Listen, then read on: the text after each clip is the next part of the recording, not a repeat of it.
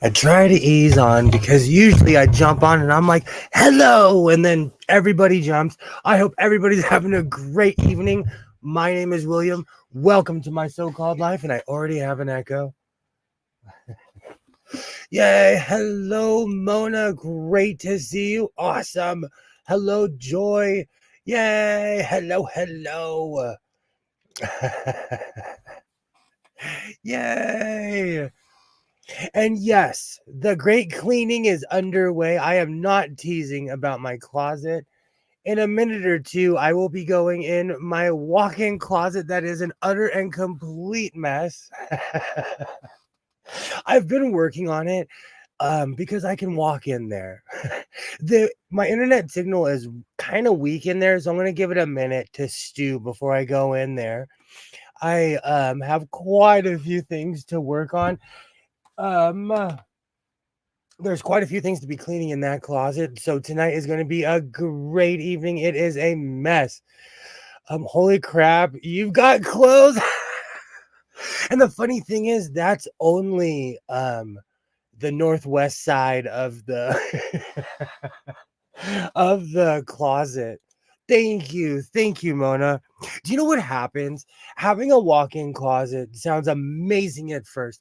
It sounds like the greatest thing, but then it becomes another room to stack t-shirts to the ceiling. I love my walk-in closet, but once a year I have to utterly and completely clean it out. Hello, butterfly. Great to see you. Great to see you. Hello, hello. Get some water.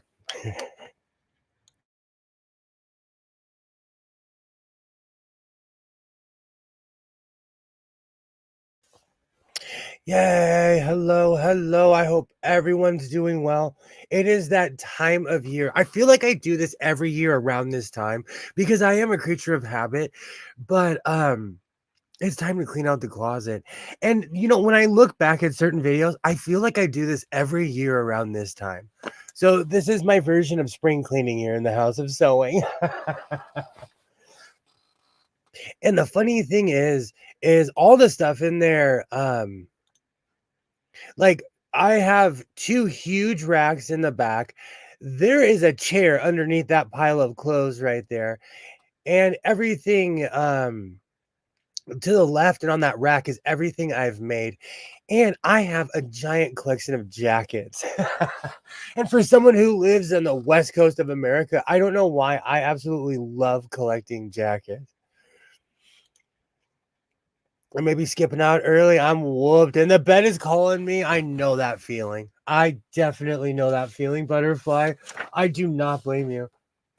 But before we get this party started,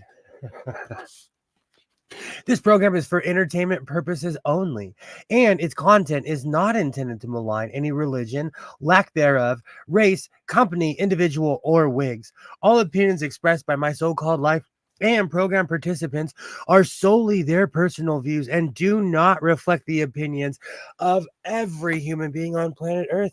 I hope everybody has a great evening flying my so called life airlines and sewing machines and stuff. Do you know what's funny? Let's have a talk. Hey, Alibaba, great to see you. Great to see you. Yay.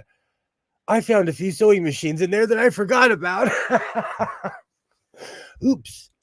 Yay. Hello, hello. Great to see you, Alibaba. I will watch the famous closet clean on replay when I do my own closet. Do you know if I don't get ahead of myself, then that room is just going to become a place where I can't even open the door. So once a year, I go in there and I literally have a stack of everything I made in 2020, 2021, 2022. So all the makes I've already made in 2024 are going to go on top of that. Yeah. Hello, hello. Finding missing machines is good. Do you know it's really weird because when I was buying a ton of sewing machines, I came across sewing machines that had pneumatic pedals, and basically they're powered by air.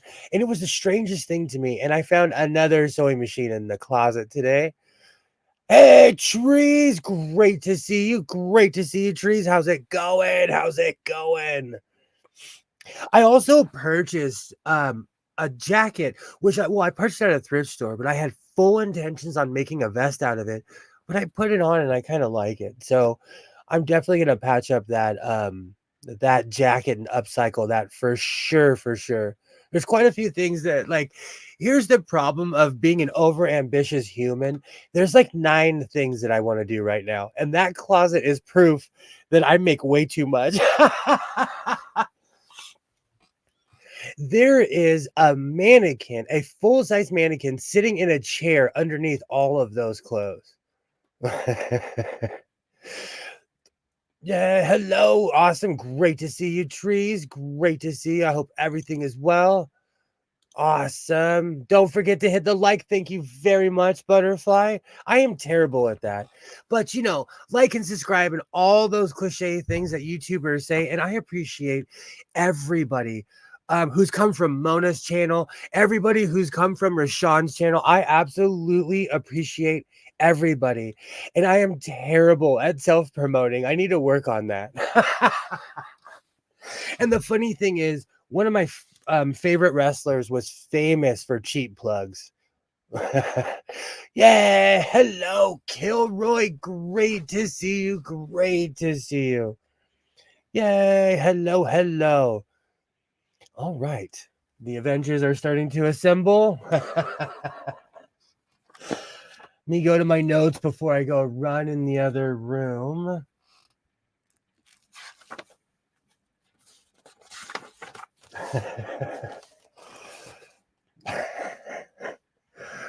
Having a walk-in closet sounds amazing at first but it just becomes another room to hide. I won't finish that sentence I put in my notes. Oh, and that's another thing. While I was cleaning out my closet, I found a bunch of unfinished projects. And so I'm thinking about adding a hood or a collar to this. I have a ton of quilting binding tape and a ton of stuff, but I think it's time to do justice by these. I made these out of the Waverly patterns that you get from Walmart. I made a coat. If it's fabric, I'm gonna buy it. But this is an awesome shirt. I wear it all the time, but I need to do justice by it because it's starting to fray. So it's either gonna go in the serger, or I need to make a hood for it. Yay! Hello, Nightmare Baby. Great to see you. Great to see you. Yay! Hello, everybody. Awesome. Awesome. It is definitely Wednesday. And even though it's going to be in my Friday shows, I'm going to share this now. My pants that I am perpetually working on sprung a leak. They were slowly starting to fray and I could feel the wind. And so this is the beginning of a new patch. There we go. Oh man, I still do not know my right from my left. But this is the beginning of a new patch on a pair of pants. These are slowly starting to transform. I love the way these look. I have a stack of everyday wearing pants. And this is actually in the rotation for as ratty as the pockets are. But I've been working on this for a while and I love how it's coming out. I think I'm going to add a lot more color. I'm going to add a lot more color to this because I love the slow stitching and Sissisco style of sewing in the first place. So it's something I absolutely love to do. Yay! Hello, hello! Yay! Love it. Hood would be nice. Thank you, Mona. Thank you. I'm thinking about that because it's my style. It's much like my Mimi G coats. It's something that I've absolutely fallen in love with. And I feel like oh, I love that red shade and the pattern is amazing. I feel like I need to do justice by it. Like it's time to do justice by all these things that I've made. And in when I write the book of sewing, it's literally going to be pre-serger and after serger. So now that I have a working serger, it has changed my life. And, it's really sped up the process of me sewing. You wear your sunglasses? I do. I wear my sun the lighting is terrible in the other room, so I'm gonna have to really, take my sunglasses off for that. And you know what's funny? Um, that room just has terrible lighting. I no matter what I do, no matter how much lighting I put in there, it's just bad lighting. I need to fix the lamp in the fan. But I keep on putting clothes in there instead of fixing the lamp. Yay, hello everybody. Hello, hello. Great to see everybody. I am going to let's go run in the other room. I'm gonna mute myself really quickly. I'm gonna see if I get echo or not. I don't think I'm gonna get it, but I'll see you on the other side.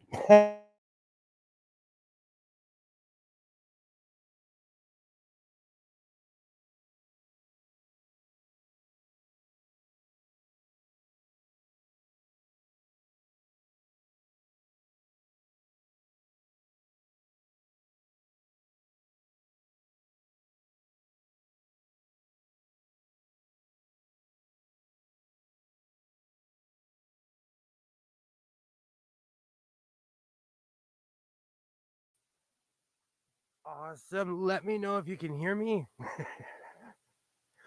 There is so much stuff in here.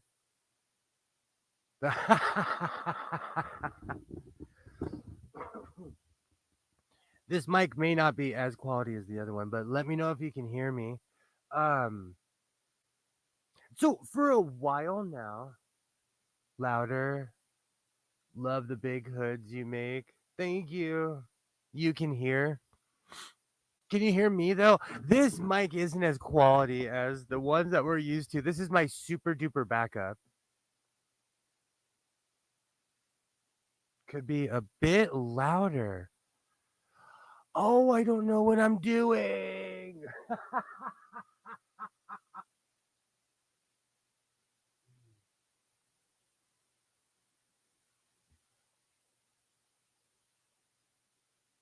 You know what it is? Is that this is okay. So, anyways, let me lean in a little bit because it's terrible lighting in here. I made this tunic a while ago. I did not realize um their large was really a large. This thing is huge. And because I've been cleaning, I've been discovering everything in here.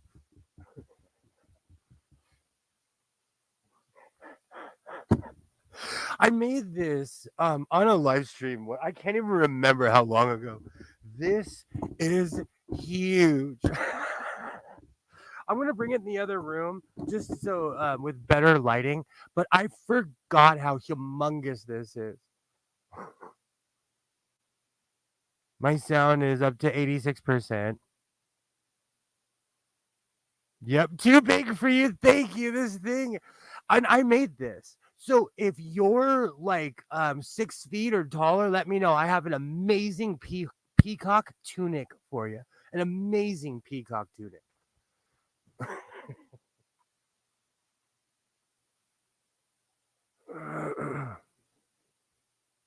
Love the color. Thank you. This was that peacock material that I could not decide what to do with. And so I was trying to go outside the box and I made a tunic, but it utterly incomplete. It's huge. This thing is huge. I should just cinch the waist and wear it to a Renaissance fair. I could alter. It looks frockish. Okay. So that's a vote against. This is getting folded back in the see you next year pile.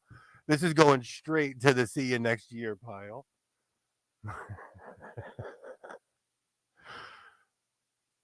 I'm going to alter it. Well, you could tell everyone that it's only a frock if I'm not wearing anything underneath. And that's my prerogative if I choose to. You know, I forgot about the era of spans. I love my pirate spans. These things are Huge. I definitely I can't wait for summer. Part of this is bringing out all of my summer stuff because winter is abruptly coming to an end here in California. It decided today that today it was legitimately where I live, it was almost 80 degrees and I was like, I am not ready for summer.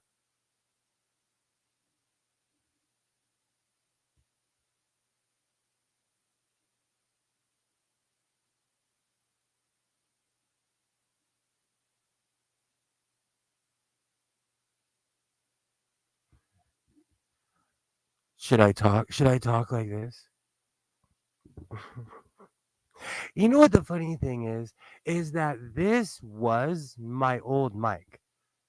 So maybe I just was way more reserved back in the day. Spants are my favorite. Well, this Spants season is coming back because the span season is coming back because it gets so hot so fast here. So I'm definitely bringing back all of my shorts, everything that I've made. Speaking of which, I found the mother load of shorts. Do you know, as a sewist, you sometimes you forget how much you make. This is just half a stack of shorts. This is literally half a stack.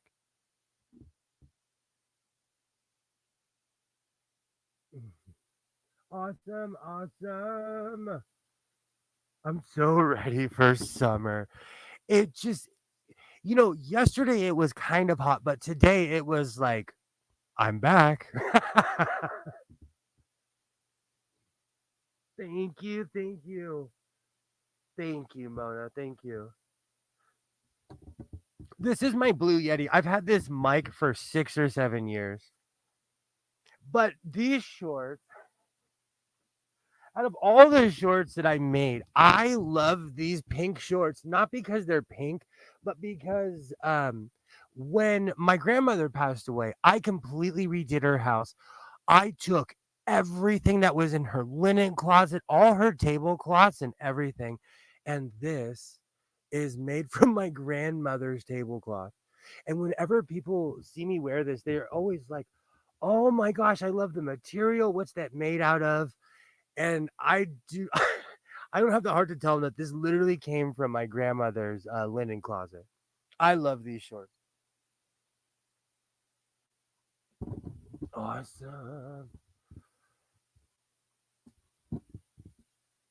If you watch Jen sewing, she just did a video of folding clothes and fabrics, neater and less space use. You know what's really funny? I haven't clicked on that yet. Oh, good to know, Joy. I'll watch it, Joy. I'm terrible at folding. Shove everything in a bin. Mona, Mona, look at me. I literally dedicated an entire room to this mayhem because I make so much, and I do. I may or may not love buying clothes.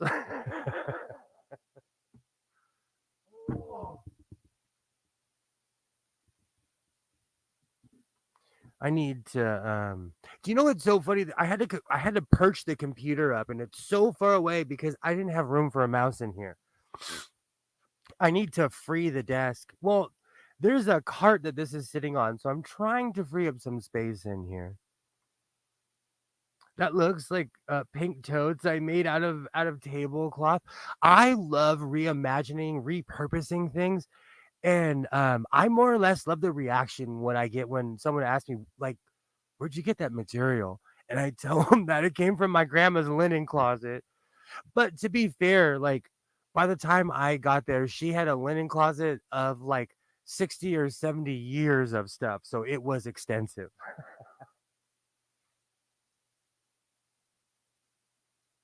You know what's really funny? I've never shown these on stream before because I have this weird rule about wearing things that are your same skin tone, but I wear these all the time around the house. I made these when I was a rookie and I'm actually really proud of these. Really proud of these. Awesome. Cleaning in here is unearthing everything that I've made, and like I said, I'm about to put there's a pile right here, and this is all the stuff that I've already made in 2024. And once I move that, I'm gonna free up some space because there's a ton of stuff in here. I'd rather hang up than fold and put clothes in drawers, except for delicates, of course. In this room, next to me, I have a stack of clothes that's probably like 3 feet. I try not to get too high as far as stacking clothes because I'm a walking, talking fire hazard. You have enough inventory to open the store? There's quite a few people that tell me because I'm like, I said to somebody, I need to make my own line of clothes. And they looked at me and they're like, William, you already have your own line of clothes. I do have a certain style. All right. So I'm gonna move this pile over here in this corner because I also have a shoe issue. The funny thing is I wear cowboy boots almost every day. And I don't know if it's because if it's overcompensation from when I was younger, but I never wore Nikes. And so when I see certain pairs of shoes in thrift stores, I purchase them. But I also think it's because of my shoe size. I wear a size 13 shoe. If I see a good shoe, I purchase it. You'd have to quit making your own clothes to start a clothing line. If you're 5'9", around my height, I got you. And everything else, issue. Yes, Joy. Yes, that's why we are gathered here in my closet.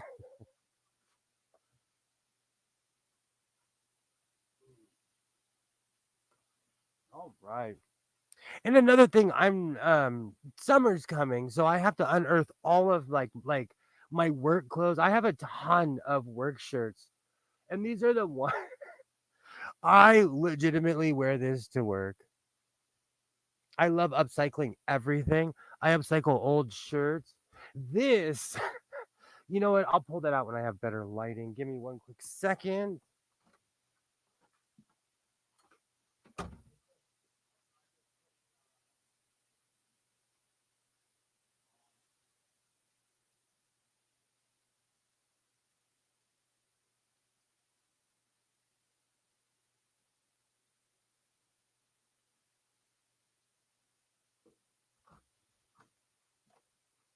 All right.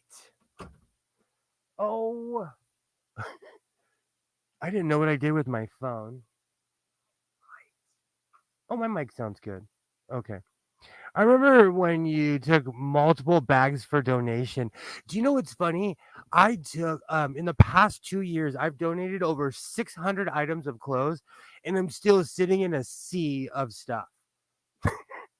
So, but when I gave away those 600 shirts, it really opened up this room. Laugh out, my daughter was here yesterday and looked around and said, "Mom, you have too much stuff." There's quite a few people in my life that like they walk in here and they're like, "Do you need to talk? Are you okay? Are you okay? Do you need to talk?" But I keep my hoarding only to this room, my storage unit, and my sewing room, aka what used to be my garage. Okay, so I need to hang this up because I've been basically coverall season is coming at my work, at my job.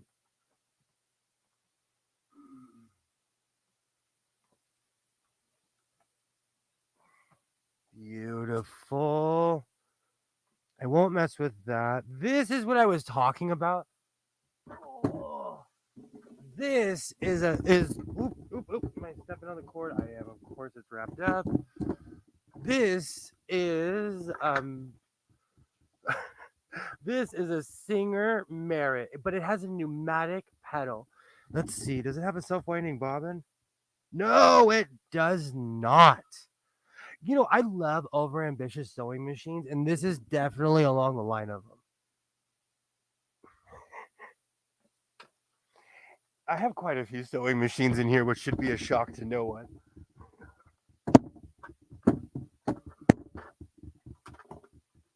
This is kind of like the island of misfit sewing machines in here.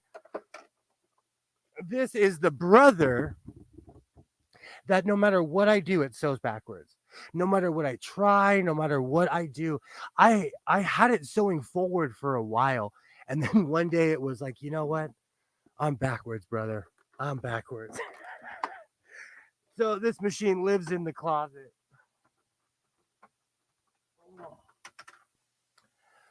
Where's my phone?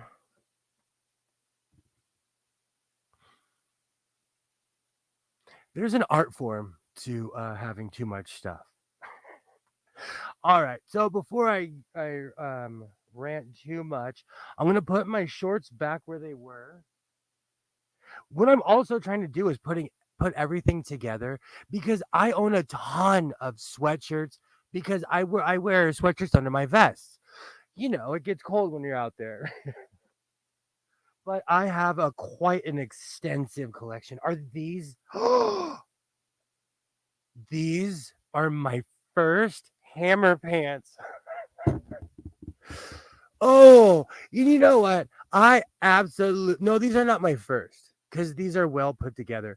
These are like my second or third because I can't see through them and I can actually like the seams aren't janky on this. Oh, that's funny. All right, we'll put my hammer pants over there. I have an extensive collection of hammer pants that I've made over the years. What brother machine? Oh, that brother machine might be dangerous. Could be arcing to reverse polarity. Button stuck. You know, Mona, I've I've asked myself that a million times because I've taken it apart a bunch of times and I thought I had it licked. It started working. I made a video about it. I was so proud of myself because I pride myself on being able to fix modern sewing machines, at least the ones that don't, you know, without the computers and the electronics in it. But this one has stumped me. Can't touch this. My son used to wear the hammer pants. I have made do you know I stopped making videos about hammer pants because I made 4 different videos because that was my era. And hammer was my dude. That was like when I was of the age. And so um when I started sewing, I sat around and I'm like, I need ideas. And the first thing was I'm gonna make hammer pants. I still want to make America hammer pants, but every time I get the material, I end up making spans. Every time. But I want those super tacky America style hammer pants that everybody would wear in the 90s. But like I said, and I how many stars and stripes? Like I've made a stars and stripes coat, shirt. I made my red spans. I need to get on those American hammer pants. Oh, give me one quick second.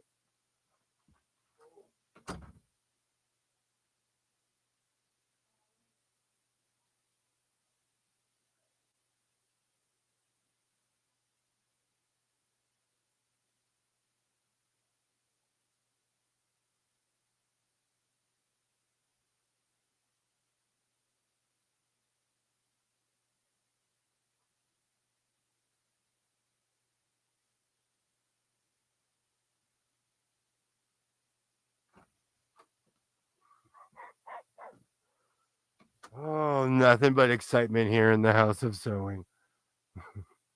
I had that in my ears as soon as he said hammer pants. That song will live forever as far as I'm concerned. But again, I'm of that era. That's something that I absolutely love. Okay. So before I go, my problem is I keep on discovering things. Like I have a pile now of functioning pants and like all the stuff that's been missing for a while now. Awesome. Awesome. Awesome. Also, man, one day I will be able to do 2 things at once, I swear. Okay, perfect. Okay.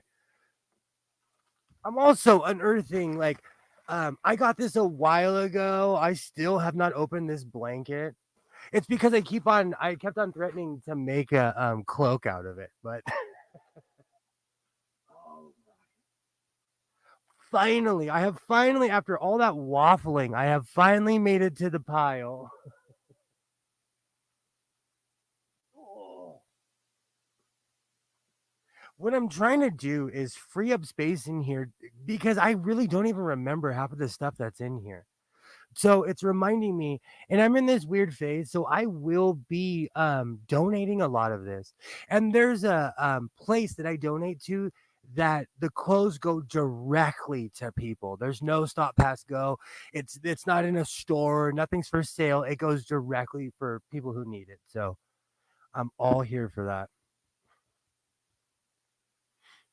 Yay. Looks like you have about the same floor space in that room that I have in my sewing room.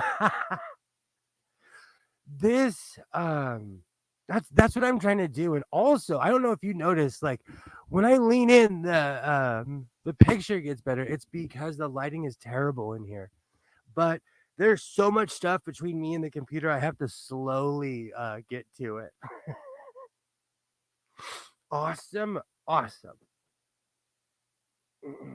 So this goes back to my shoe problem because I wear a size 13 and a half in a boot and a size 13 depending on what shoes I'm wearing. I purchase size 13s and 14s when I see them.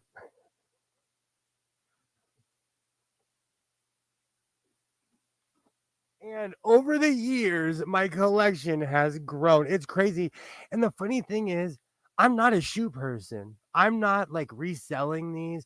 I'm not looking for a specific pair. I just like having a decent pair of shoes. And I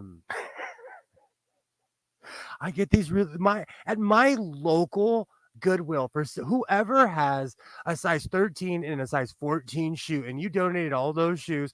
I appreciate you, sir, or whoever donated those shoes because I bought all of them.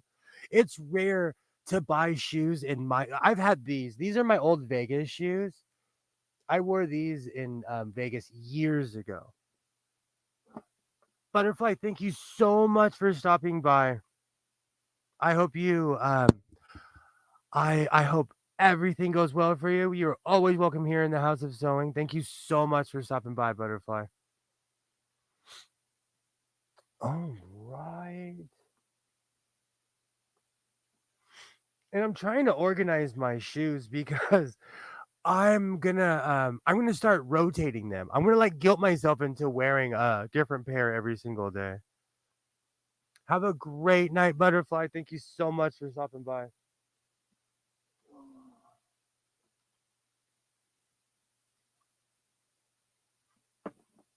You know, I have all kinds of crazy stuff in here, but when I was emptying my grandmother's house, I took all of her books. I took all of my grandfather's books.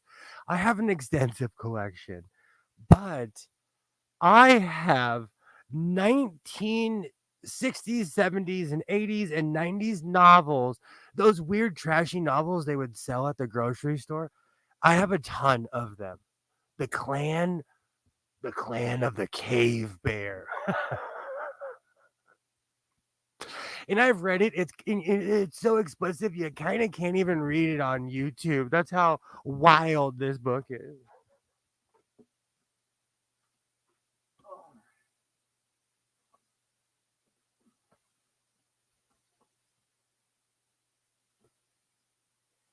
All right. So I think I'm gonna go back into the other room for a minute and take a break in here. Actually, eventually I'm gonna have to clean in here because it is a complete mess. But I can do this. So that's step one. I have enough space to walk in here again. It was a mess. It was an utter and complete mess when I started this morning. I still have not figured out what this fake Fendi material was ever used for. They say it was used for clutches, but I think they just wanted to get rid of it, so they said that to me. And when I say they, I mean Modelo Man because I still have a ton of this. Oh, it's the strangest thing. One day I might just cut it as is and make something out of it with all the maker's marks in it and everything. But because it's a really slick material, I can't necessarily put it with the rest of my stuff because whenever I put this with my fabric, it causes a fabric avalanche and everything starts falling down. Oh, perfect.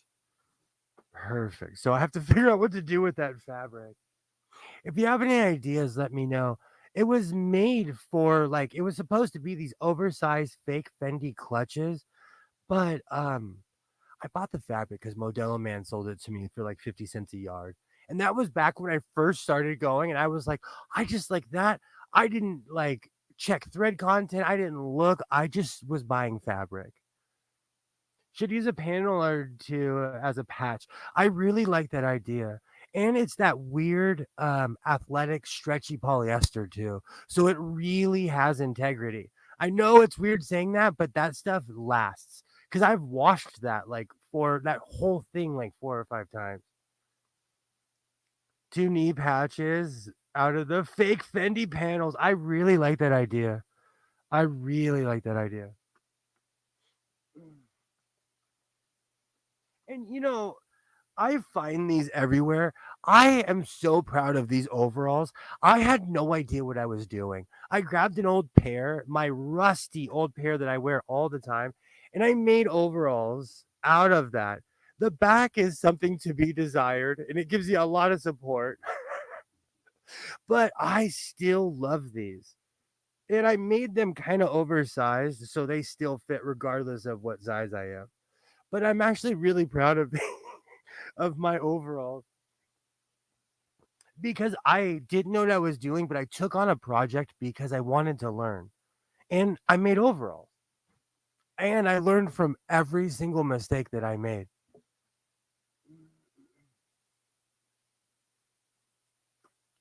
All right. I'm going to switch to the other room real quick. Let me mute myself and the computer just so there's not a huge echo. If I'm going to tie a rope to my foot, if I fall into the fabric right here, avenge me. Oh.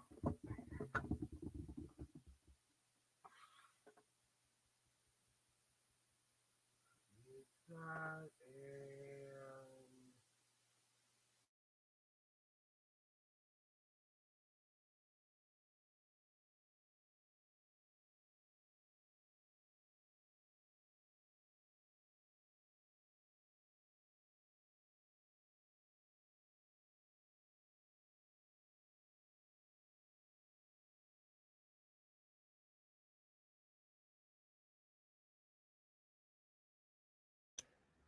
that is the definition of camouflaged.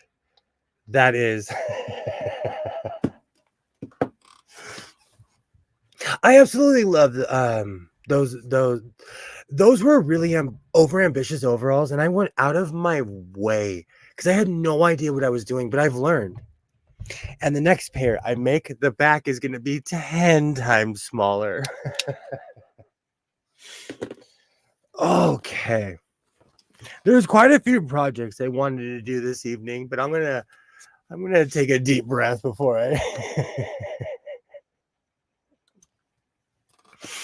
It's with the fan going and everything, it still gets muggy in there, and I have a mothball filtration system in that room, and I'm not even kidding. So you got to take a step out every once in a while if the window's not open because the mothballs are strong. It doesn't smell because it's like deodorized, but it's still an extremely strong smell. Good times. Good times. But if I didn't do that, I would have a generation of moths being born in that closet. And I learned the hard way years ago. I was in the hallway and this giant moth came out with a lawyer and a cease and desist and was like, I'm from here. And so over the years, I've had to learn how to combat that. Wear that to the big walking floral thing in LA. They have flowers or little ones like that all over the overalls. So avocado suit would be good at the avocado festival. Oh, festival season is coming. It's coming. Festival season is definitely coming. What's up, Kawaii Bree? Welcome to the House of Sewing. Great to see you. Great to see you. Hello, hello. I'm cleaning out my giant walk-in closet right now, but I had to take a break because it is a mess. Oh, the moth did come out with a it lives here. It had rights. It in the state of California, it had rights, you know. Oh, great to see you. Great to see you. It's a mess, but I can't stand the smell of mothballs. But I own a ton of clothes. But I've, because of Amazon and other things, I've learned there's all kinds of crazy things that you can combat them with. Monet, if you're taking off, thank you so much for stopping by. Thank you so much. It's great to see you. Yeah, hello, hello. I still haven't decided. You know what? Let me grab what I was talking about since I'm sitting here.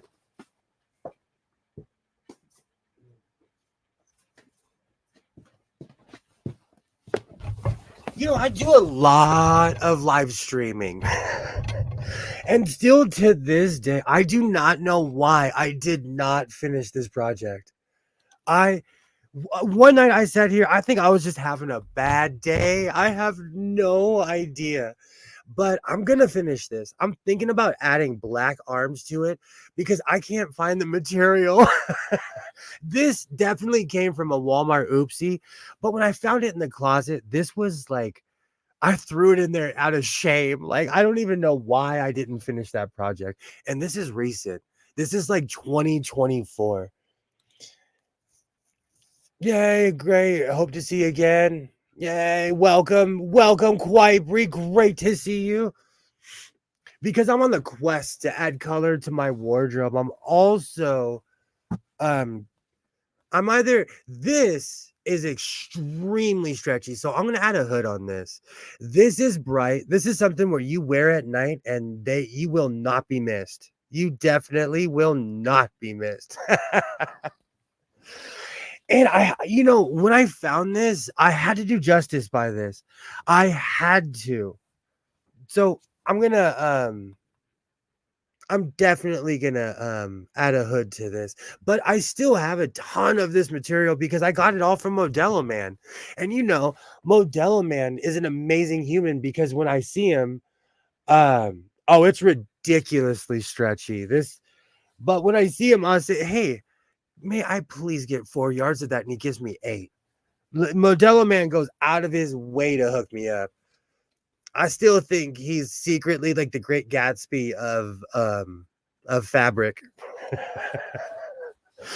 I don't know how he makes money. I don't know how he makes money. Hello, hello, polished and assembled. Great to see you. You should come join the party. I had to take a break from the closet for a minute because it's a mess in there, and I've done it to myself because I keep on making things and making things. I had to fight a pile just in front of where the computer is just to put the computer up. It was so hot in there, I had to take my vest off. Yay! There's a party. That's the lie I tell everybody to help me clean. That's when you throw a huge party, you cater it, and you're like, oh, I'm moving, by the way, I need your help. And there's food in the corner. There's food over there. Oh, I learned from seasoned veterans. Hello, hello, Waternate. Great to see you. Great to see you. Do you know what? It's been a long time since I've made an ugly outfit on purpose. I put in my notes, it's time to like a while ago, I went out of my way to make an ugly shirt. And then I put it up on YouTube. And then I was offended when everybody was like, oh man, that is the ugliest shirt I've ever seen. And I advertised it as, hey, I'm gonna make an ugly shirt. And then people were like, oh wow, you achievement unlocked because that's an ugly shirt. So I'm gonna make ugly shirt 2.0 and I'm not gonna get my feelings hurt this time. I need to find that. It's somewhere in the closet, but it's buried. It is buried. There on the far side of my closet, on the right side over here, those are all jerseys. And I think underneath that pile of jerseys is my ugly shirt.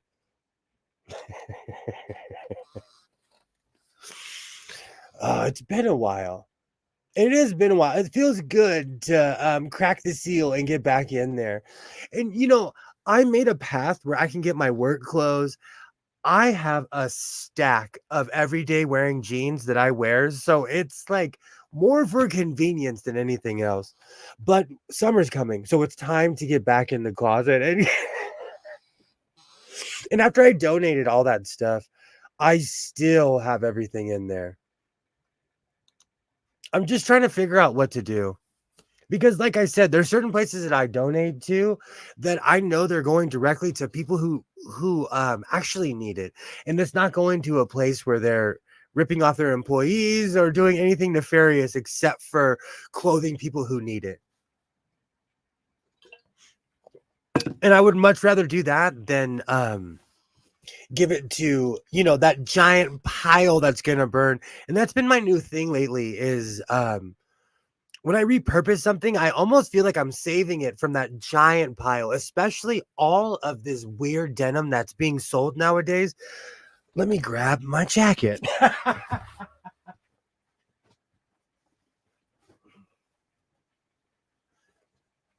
This is a perfect example of what I'm talking about. This I was gonna make into a vest, but then I bought it and I'm like, you know what? I'm gonna wear this jacket. So I'm gonna put quite a few patches on this, but this is real denim.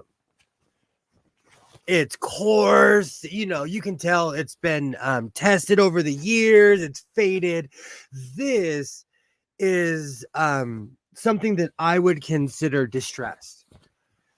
The other one I'm about to show you is the weird laser distressed thing. You know what? I'm going to cut the arms off of this right now. But this is purposely distressed. And basically, it just allows, it's just cheap denim. But it's everywhere now. And it's to the point where, I buy denim wherever I see it.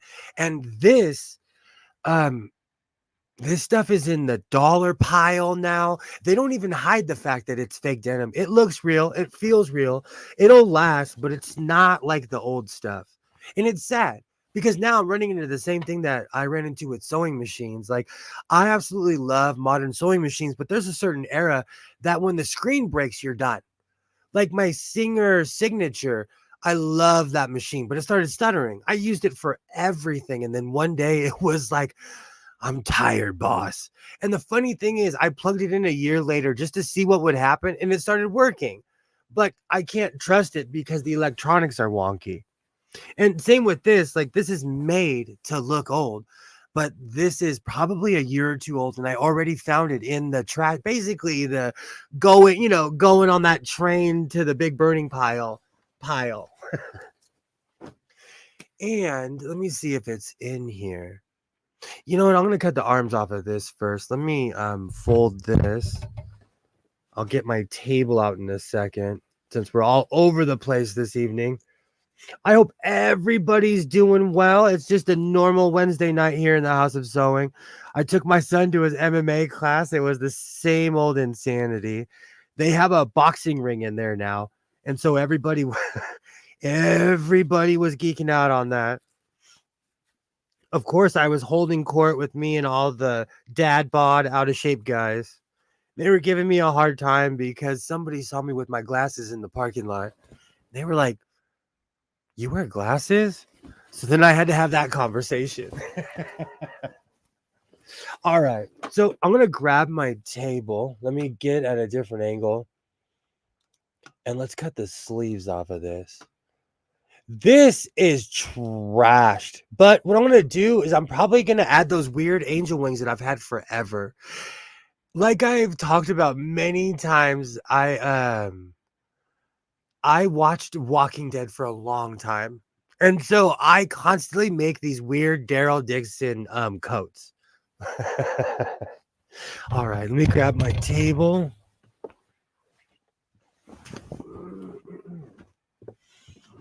Oh.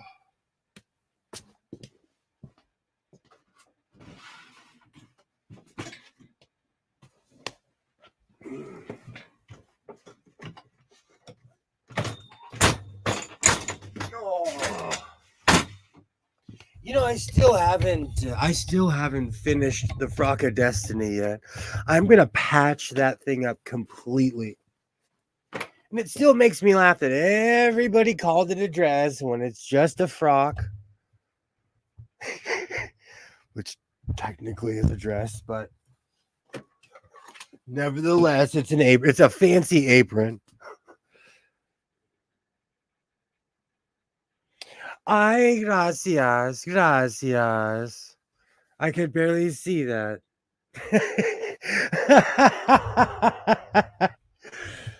Oh, right. So I'm going to try to get a good angle where you guys can see this because I have a technique with cutting these, but this vest is more form fitting. So I'm going to cut it more straight down and then try to hook towards the end of the sleeve.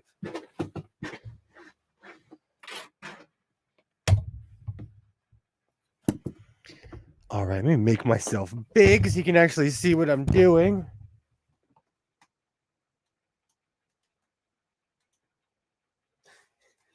And I see what you're doing, Waterday. I know what you're doing. Oh no, now I have that song stuck in my I know what you're doing. Lately on Critically Drinking, when I've been hanging out on Rashawn's stream, there are some songs that are living rent free in my head now. Are living absolutely rent free in my head. And because I constantly talk about being shushed by Lenny Kravitz. Lenny pops up all over my my playlist now. Because the algorithm's like he's talking about him. He must love that guy. All right, that was an odd cut, but we're gonna keep going. There are certain brands like Wrangler, Bugle Boy, they all had a very specific cut. The biker cut is more of a straight cut down. The Wrangler and Bugle Boy, it's something that I call the cowboy cut. I'm sure people call it something else, but it's more tapered in.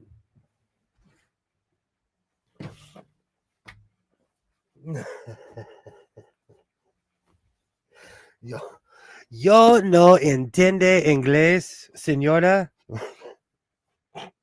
Lo siento mucho.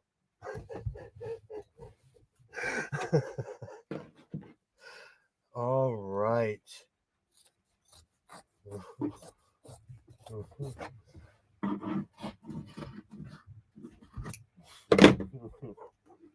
Should I tell the full story about how I was shushed rudely by Lenny Kravitz? Is that the story that you... But you know, it's not over until it's over. All right, so I'm gonna try this on and see how it looks.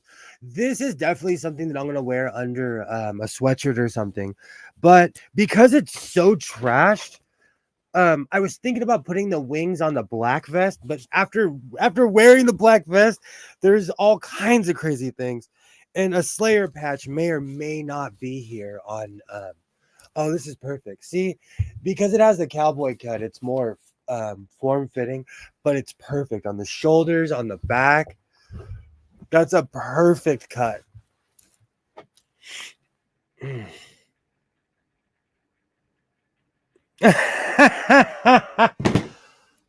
There is more information. I was shushed by Lenny Kravitz rudely, and I will scream it to the. There's a YouTuber I watch, and her like lock screen when she walks out of the room is Tamar Braxton. This I can't remember his name, but he just went to jail too. The weird preacher who got robbed, and Lenny Kravitz, and they're all dancing badly. It's hilarious. Oh, I love watching Cheese Made channels. All right, so I don't know. I might add the wings on this evening. We'll see. I have to look. I have to look in the many mirrors I have over here to see what it looks like.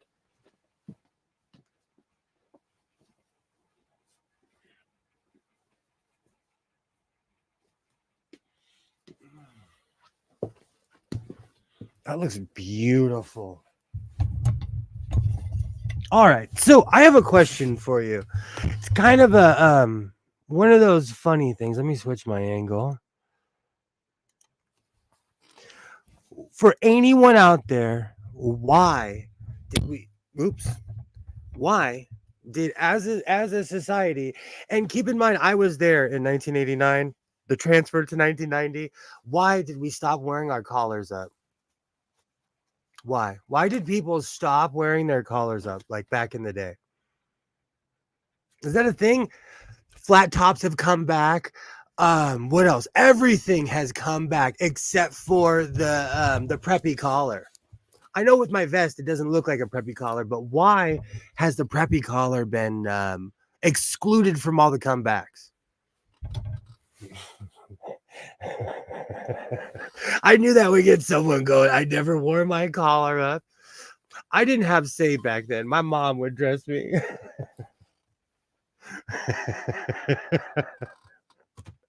But how come we do not rock the collar up anymore? It makes you look goofy and it rubs on your neck and you wears the neck out. Oh, never noticed. I remember when I was a kid, it was something that made me laugh. It was probably early 1990, and I had my collar up. And someone that I still know, it's a family friend. She is English, but her son is someone I was raised with.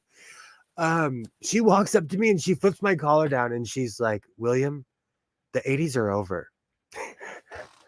And I remember that forever because it was 1990. It was probably like January when she told me.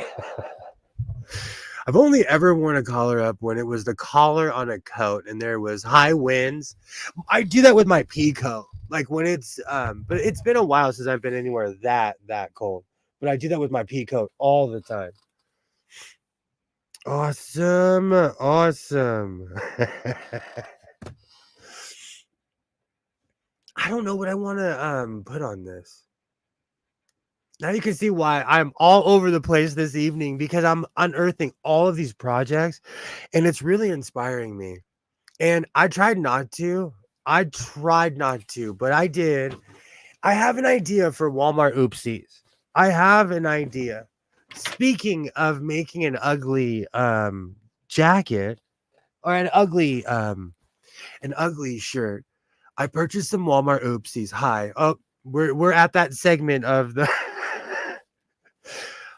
Hi.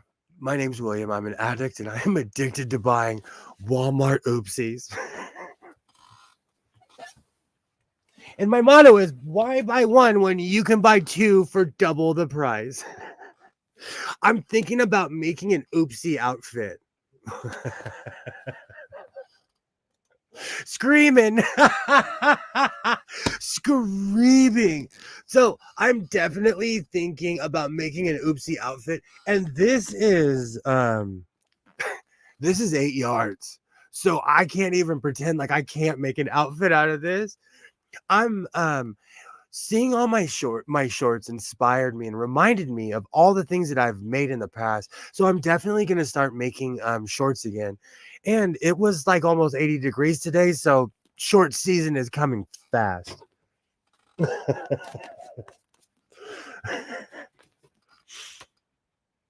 I get it. You know what? I do. I'll admit it. But I have plans. I have plans for this one. I swear. You know what? Um, I was thinking about making the whole outfit for Friday Sews, but my Friday Sews video is going to be jam packed this week because I there's quite a few things. I might leave something out, and I might make a Sunday video, but there's quite a few things in there.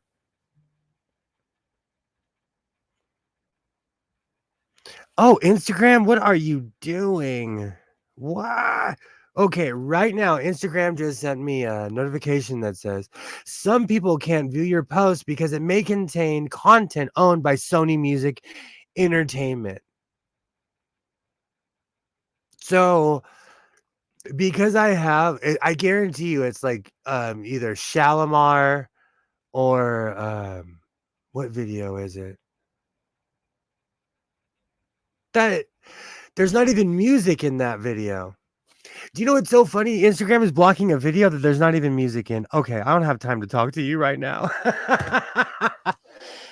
Oh, that's insane. That's insane. This is why I only post my videos on YouTube. I had a Rumble channel. I still have a Rumble channel. It's Godless Sewing, but it really didn't take off. And I'm not even saying anything bad about Rumble at all. My channel's still up. I'm still gonna post videos on there one day, but it's just not anything I've jumped on recently. So I've dedicated myself to YouTube. So Instagram is telling me that a video that doesn't have music is being copyrighted by Sony.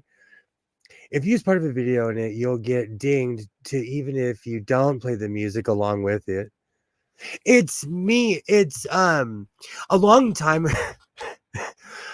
during the pandemic, we were all feeling it. I was having a day and I made a video saying, does your phone have shields? Does your phone protect you? Does your phone somehow it was a Karen video. And the funny thing is, I don't know. Maybe it's something I'm wearing. I have to look at the patches. Maybe I'm wearing a band from that's owned by Sony. I don't know. Because I love old school music, I put nothing but copyrighted stuff in my videos. I get dinged all the time. All the time. And they come after my old stuff the most, which is really funny. And lately they've been telling me like, "Oh, this can't be viewed in certain countries." They're trying to block me from my beautiful Latvian viewers that always watch the stream after, and you are appreciated to all my people in Latvia. But but back onto the oopsie insanity. I'm gonna make something out of this. I'm thinking about full outfit, like shorts with the white kids, with the white socks. I'm thinking about like full old school outfit. We'll see what happens though. Because I've last week I felt like I wasn't prepared for my video. And this week I feel like I'm over prepared for my video. But I've been cleaning. There's a ton of stuff going on, so we'll see what happens. We will see what happens. Should I jump back in the closet? I'll give myself a second. It's a mess in there. There's a ton of stuff that needs to be cleaned. Um, I am shocked that that bar is still holding up all of those clothes. There are at least 3 years of coats and cloaks on there. That is everything that is too long to hang on the far left rack. Oh, excuse me. But I have to deal with it, like I said, because if I don't, it's just going to become one of those rooms where I shut the door and just walk away from it, you know? Like I always say, having a walk-in closet sounds amazing at first. And then you actually have a walk-in closet and it easily can run away from you. And this year, I'm really thinking about getting organized. I'm going to bring all of my jerseys together because I own enough hockey and basketball jerseys to start my own team. I could have both teams. I could have versus. I own baseball jerseys of people who have beyond retired. It's time to go through the closet. And even when I was finding my shorts and everything, I was shocked because there's a lot of stuff that I'm like, oh, this is missing. But now that I think about it, there are still two patches that I put somewhere in this room or in the middle bedroom. And I'm not kidding you, I have not seen them in a year. That's how much stuff I own. And part of me feels like I put them between something and it got donated, or my son picked it up and put it in his room, not realizing it, you know. But eventually it'll show its face. Awesome. Let's see what else. There's too much. Honestly, there is just too much going on in the house of sewing right now. Mm. Recently, I ordered quite a few patches from Amazon, so we'll see if they show up. The other day I ordered something and it said, okay, it'll be here in 24 hours. I clicked on it and it literally said, see you next Thursday. So we'll see what arrives tomorrow. And they were blaming the weather. It's just windy here. It was torrential downpour 2 weeks ago and they delivered everything. So we'll see what happens with that. Oh, right. Should I add the angel wings on that? I'm like flopping back and forth on what project I want to do and how I want to approach this. But now that I have my dress form, it gives me a little bit more space. You know what? I should, now that I have the dress form. Give me one quick second.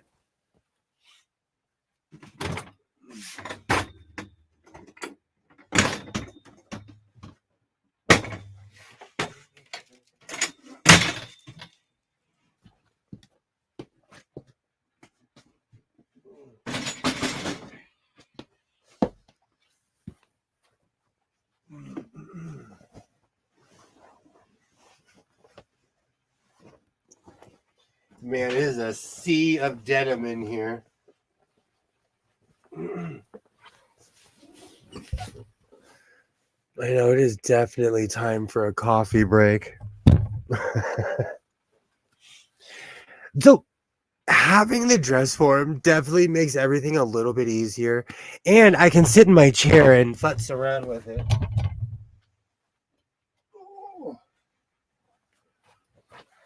As you can see, this is way lighter than the mannequin.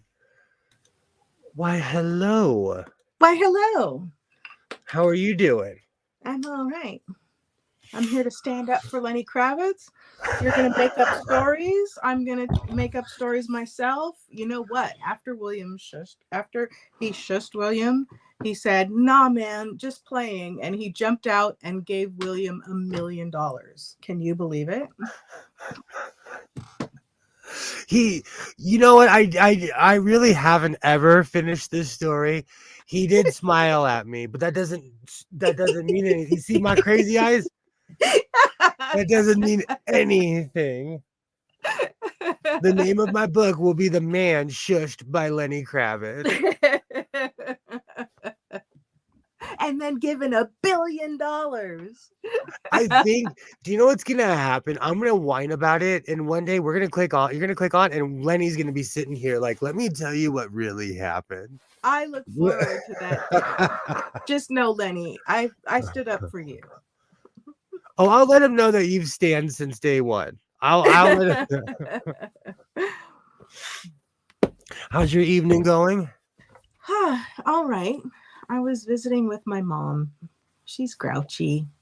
She's under some stress, so I think it's that'll stress will do it to you. yeah. Stress will definitely do it to you. And you, how are you doing? I kind of been lurking for a few minutes. I see you're working your way through the closet. It's exhausting, and I'm remembering like I sew a lot. You do. Do you know, like I sew at an unbelievable pace. My 2024 pile is almost matching my 2022 pile of Well, everything I made. House of Sewing has this guy William. He's like chained to a sewing machine. He has to sew all hours of the day and night. You want to hear about fast fashion? Watch out for House of Sewing. They're But it's churning not out garments day after day. but it's not going anywhere. It lives there. Everything I've made lives right there. It's fast fashion implies that it's going somewhere. Everything that I've made is in that closet. That's part of the problem.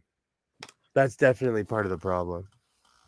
So today I have osmanthus oolong. I have a sneaking suspicion I put too much tea in my cup here.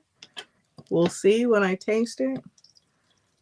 I love oolong tea. Oh, it I smells know so good. all about that's awesome. It could go somewhere if you donated it. This Think of sounds the like you have a problem. think of the hungry, fashion-starved youth on the streets.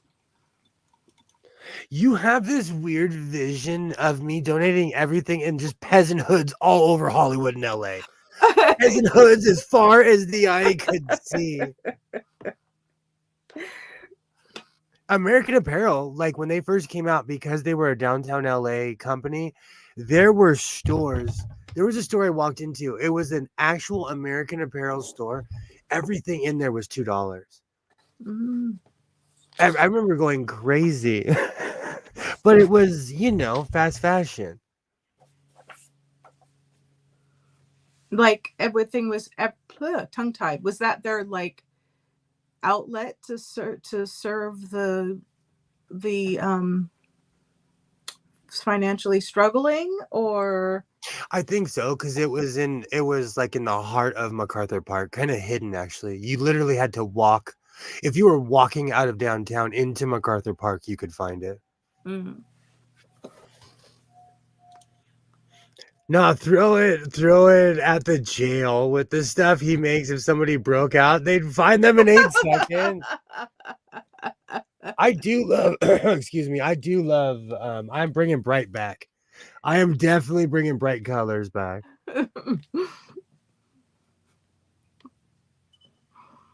Oh man, I have Belle Biv DeVoe stuck in my head because I've been finding all my CDs. Ah, I'm a dinosaur. So I was being extremely nostalgic in the car today. well, sometimes you have to be. And it's the actual album. It's not like the greatest hits. It's the one that has Poison and Do Me and like, you know, it's rare. And I'm not just talking about Belle Biv DeVoe, but there are certain albums where every single song is good. It's nice when you get one of those rather than like you're back in the day you'd listen to it and you'd be like, I should have gotten the single. I used to wait and I would buy the album if I liked 4 songs from the album, then I'd be say, okay, I'll get the album. I like that policy. I'm impulsive. I would always. Well, what would happen is I would always end up buying the single and then buying the album. Well, okay, it depends. If I really like a group's sound in general, as opposed to just like something about that song, or if it was a band where they'd had albums before and I knew that I liked them, then I would jump on it a little sooner. You're kind of roboting.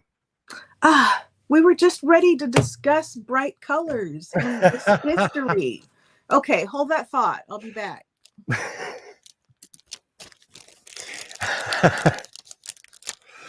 For Christmas, everyone's getting boosters. For Christmas, everybody's getting signal boosters. I'm going to be like Oprah and spread the love. Signal boosters for everybody for Christmas. Oh, I don't even think it's that. I think I just need, because StreamYards is such a speed suck. Well, that and Mumble Company seems to be a little bit inconsistent at times. Let me know. Just let me know. I need faster service. I'm gonna come at them just out like a racehorse. I can only deal with so much in a day. I've been dealing with stuff. Although I have to say, my fabric's all rolled and organized. My curtain rings no longer stand out and clash with the curtain rod. The clock's up on the kitchen wall because I had to move it when I moved the bookcases. That's awesome. I love progression.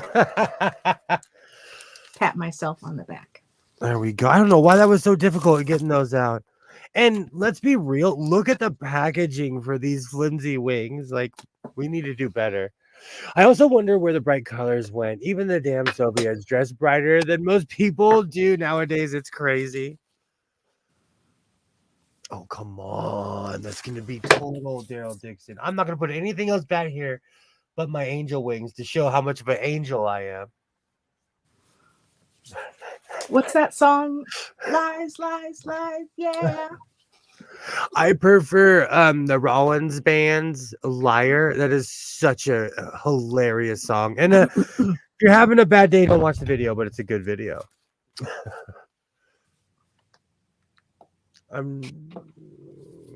Okay. Since there is an actual science to where I'm going to put these, having a dress form really changed the game because I can just sit here and plan now, Mm-hmm. Before I would get my table out, it was a whole ordeal. But this is much easier. Yeah, it's interesting. Color kind of did go away.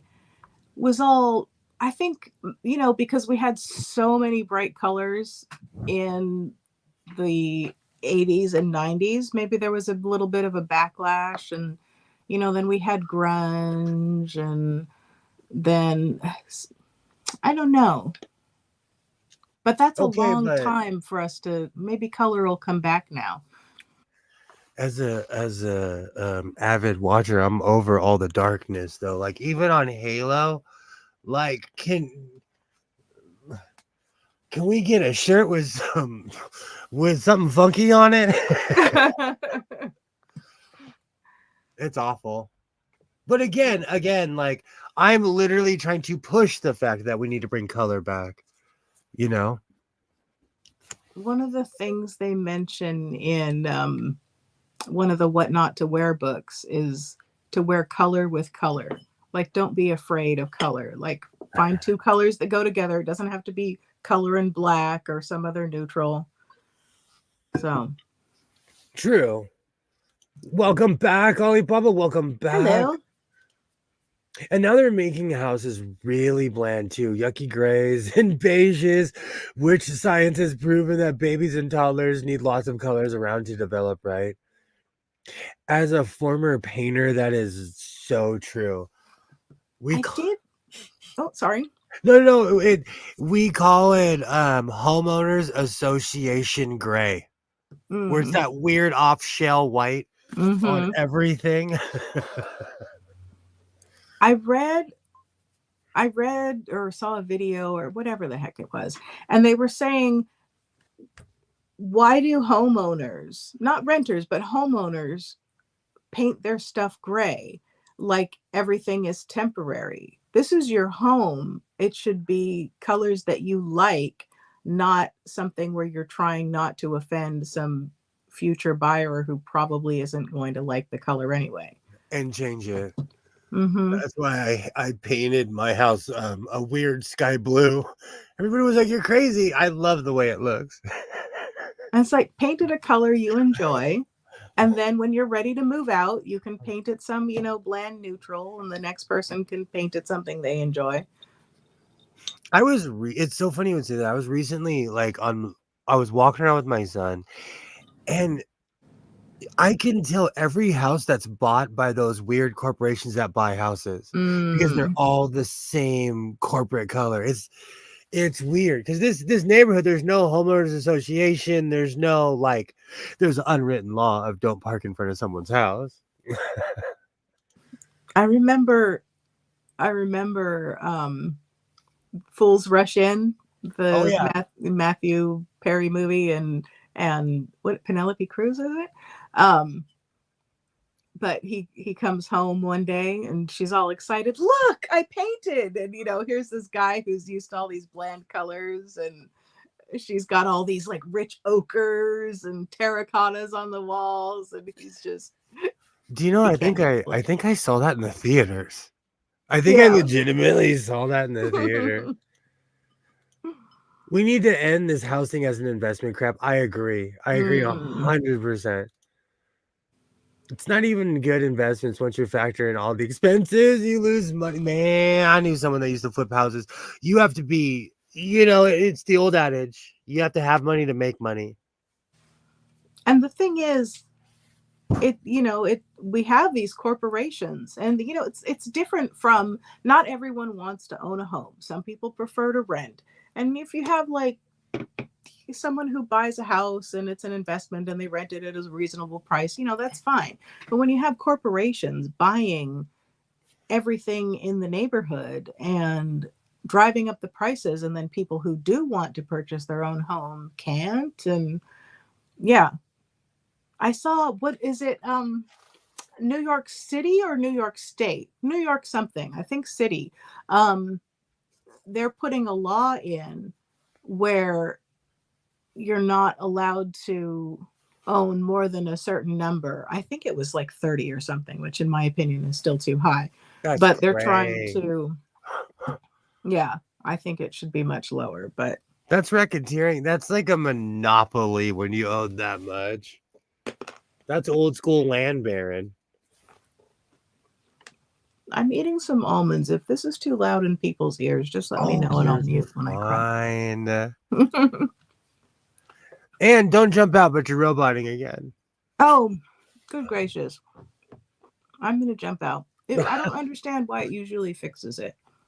Takes a couple times, but see, I like those wings. They look nice.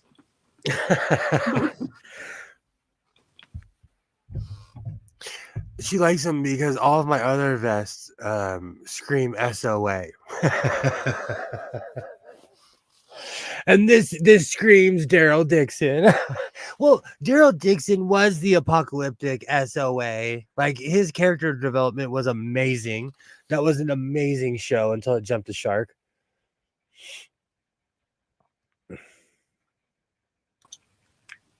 Hello, hello. Hello. Arrow is expensive, but it works because I had the same Wi-Fi as you did. Mm. Well, I still do. I still have Spectrum. But I had to buy a bunch of boosters. I don't think that that's the problem, because I have full bars and I get full signal in here, and I still run into this problem when I'm 4 feet from the router. I think it's just, one, the company not having a consistent signal, because I do notice it'll drop sometimes. And two, StreamYards just seems to, I don't understand why StreamYards needs that much bandwidth. It pulls a massive amount. That's why you can't do, like, people that StreamYard on their cell phone. I think they must have a really good plan or something, or just not the same crummy service I always get. It really depends, though. My, I am all over the place today. Are you? Yeah, there's quite a few projects that I've been finishing, but then I started cleaning and I realized, like, I sew a lot. And did you find more projects that needed finishing when you were cleaning? Yes. That's why I'm starting this. People think I'm joking. Like, I always say, like, I'm finding old projects and embarking on new ones. That is literally what I do. I'm overwhelmed with one, so I'm going to start another. It's strange though, because there's just things I've forgotten and things that have just fallen by the wayside. So what I'm gonna do is I'm gonna put all my sweatshirts together. I'm gonna put all my pants, all my makes. I'm slowly putting together by year, just to be Oh, semi-organized. oh. So you're putting together by year instead of by, or are you doing by category and by year? No, by year because it's easier because I know where they like. I based on where they are, I know what year they came from. And all the 2021s are at the bottom of the pile. 2022s. I went crazy last year. So the 2023 pile is huge, but I'm going to eclipse that this year, I think. So if you're looking for a specific thing to wear, will you remember what year you made it? Yeah, I fold everything where I can see it. I might have to do a folding video like Jen from Jen's Sewing Room did. I'm gonna do the how to fix. I need to find another hat like that the Atlanta Black Crackers hat that I fixed, the Negro Leagues hat, because it is. I wore it today. It is beautiful and bright blue, Mm, and I saved that thing. And all I did was just good old elbow grease, and I scrubbed it with Shout, and I soaked it a little bit, and I scrubbed it again, and the dirt came out. nice. Is it weird that I don't machine sew a lot of patches on vests? Or is that I'm a weird purist? I don't think it's weird. Sometimes you can get a better finish with hand sewing. I do that a lot with my Jankos too. When I come in on like, it just depends, especially on the top seams. I hand sew everything because it just looks spectacular. Hmm. Then I come through with the sewing machine. And also sometimes, with hand sewing, you can either you can have like a hand sewn effect, or you can also hide your stitches better or make it more invisible, or, Yeah, you know. exactly. But I'm crazy. I can't remember who that YouTuber was that she zooms in on famous people's seams, and she's like, "Who made that dress?" She lives in Germany. I can't remember her name, but she is so funny. I constantly subscribe and unsubscribe to her, but she's hilarious. But I every once in a while, I don't care if you see a stitch or two. Most I people I don't. know that odd patches all hand sew. It's a Mm. purist thing. I it's funny. I bought a vest a long time ago, and I'm not a Five Finger Death Punch fan, and I don't judge people who are. But I took the patch off the back, but I laughed because they used a machine to put that in there. So it took me a minute. I eventually came through with my seam ripper, but at first I was like, "Oh wow, did they hand sew this?" No, they did not, because it was too perfect. That's how they do it in the military and in hockey. I was so shocked when they also have Jukies, but I watch a lot of Kings content. I'm subscribed to the Los Angeles Kings, and they had their quartermaster, their sewing guy there, and he hand makes the jerseys. Mm.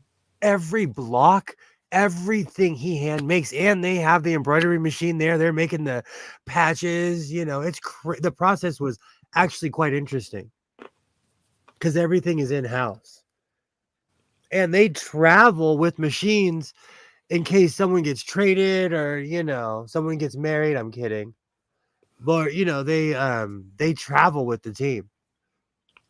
I would love that job. Yeah, I would imagine that repairs are needed. And so you have a question from Stephen Walsh. Hello, Stephen. Hey, how's it going? Do you ever wire electronic cables into clothing?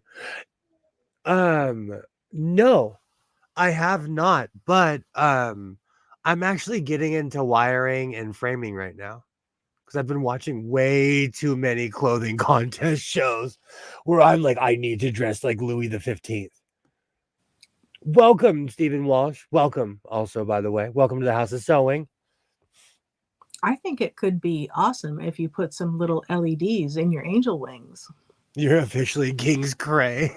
Crazy. I am. But I want to work. I want to work for the Kings. I would love that. I just want to work at the. Well, it used to be the Staples Center. Now it's called Crypto Arena. But I just want to work at the arena. Can I be the LA guy?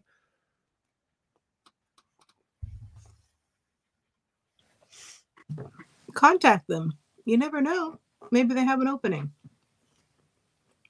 I would love that. Even if I was the apprentice, I would love that. Oh man, that would look so good on a business card. Official sewist of the Los Angeles Kings.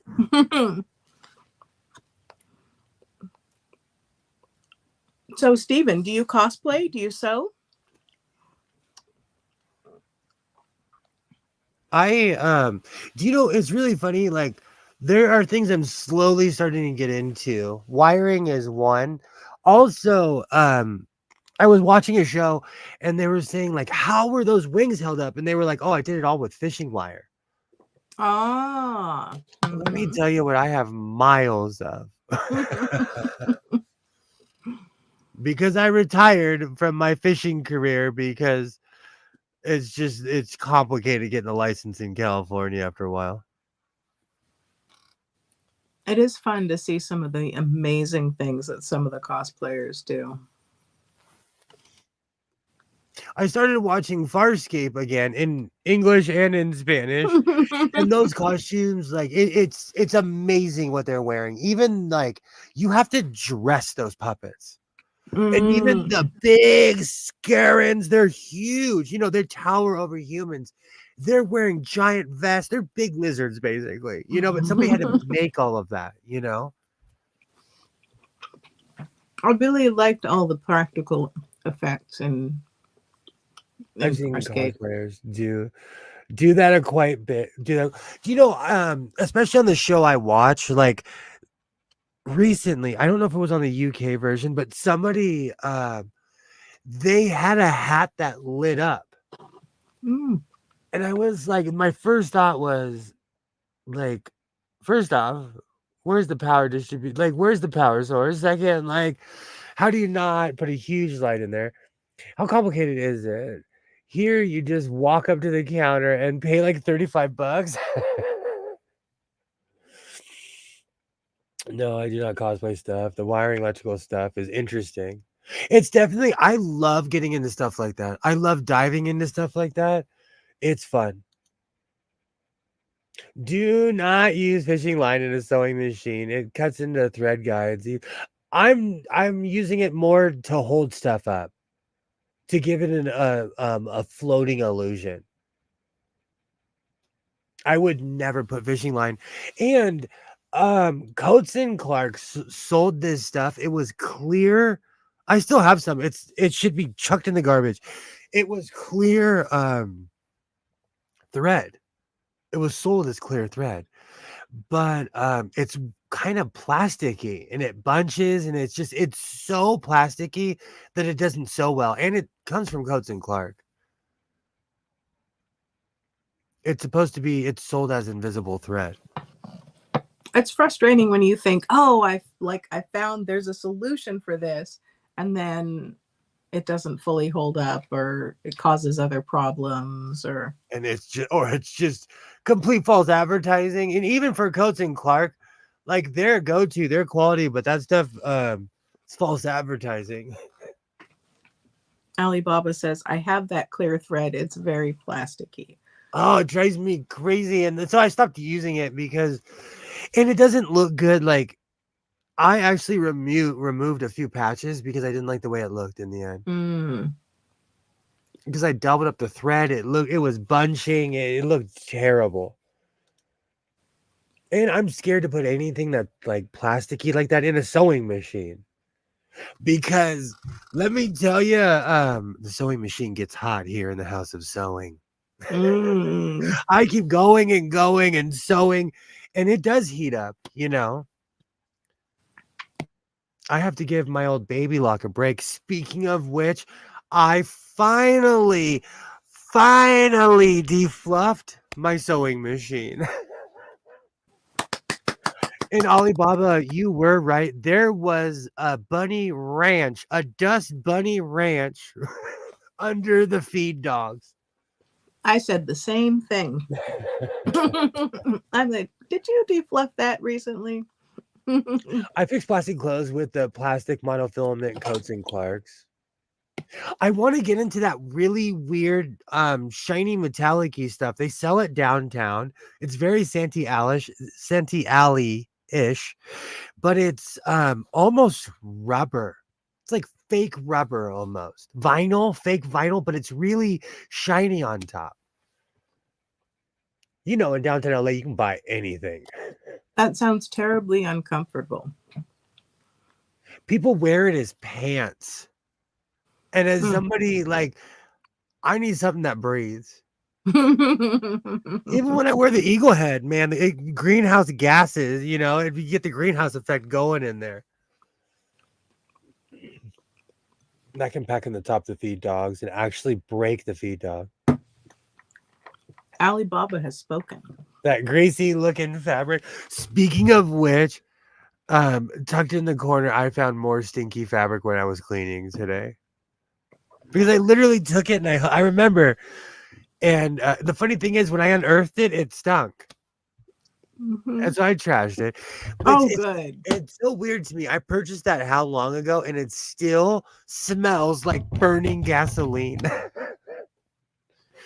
It's the strangest thing. It doesn't even have that weird Vaseline smell. It smells like burning gasoline because it's a petroleum-based product, obviously. But it smells. You got to give that stinky fabric a Viking funeral. It can't get any worse. I'm scared to set it on fire. There's like actual laws where you're not supposed to put certain things in burning things. And for the record, I never gave it a burn test. You're muted. That's probably why you still have eyebrows. You know what though? When I put on when I made the chaps and they were weirdly like Chernobyl hot, it made me think like maybe this isn't good for my skin because I'd never put it directly on my skin. And that stinky, I'm probably allergic to it. But let's be real.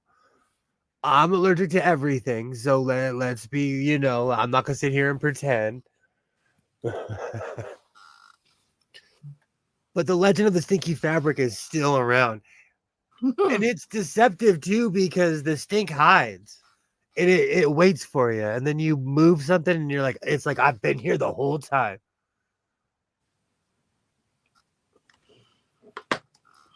I don't know. I'm just glad you threw it out instead of trying to think you could make something with it that wasn't going to offend everybody's noses. It's because it's sinus season and everything's been giving me a headache, so it had to go. Like, sir, you cannot hang out here. Small blessings. Because it gives me I had to go. I found a short sliver of vinyl tarp at our local dump, petroleum duck yellow, about 20 mil heavy duty. I love stuff like that. You know, I love repurposing everything. I love stuff like that. I almost bought, I had to stop myself at the swap meet. Somebody had obviously found something from a business that had gone under. It was old awnings. And it was like outside the swap meet in the trash. And even the security guard was like, you can take it if you want. Because he saw me eyeballing it. But I didn't have room in my car. Oh, I was going to ask if you got them and put them on your house. No, and somebody was smart because like I should have taken them. Like I was like, can I put them at the job? Can I do this? I hesitated. And when I came back, guess what? They were gone. Mm-hmm. Even if you use it for outside a clothes peg bag or a barbecue cover, that smell could have driven away the animal friends. Mm-hmm. I do have a menagerie in my backyard. The local I'm pretty sure I could smell the fabric from here. My backyard is like the savannah. They're singing the circle of life back there right now. Oh, now I have that song stuck in my head. Look, it's a lion. There, it's a lion. When it's translated to English, it is terrible. You like the other day somebody who I absolutely respect pointed out the lyrics to a song that was part of my childhood. That was part of my like high school, junior high school era. Like I bought their entire album and they were like, Google the lyrics. The entire song is gibberish. And I defended it. But the truth is, I passed out on that hill.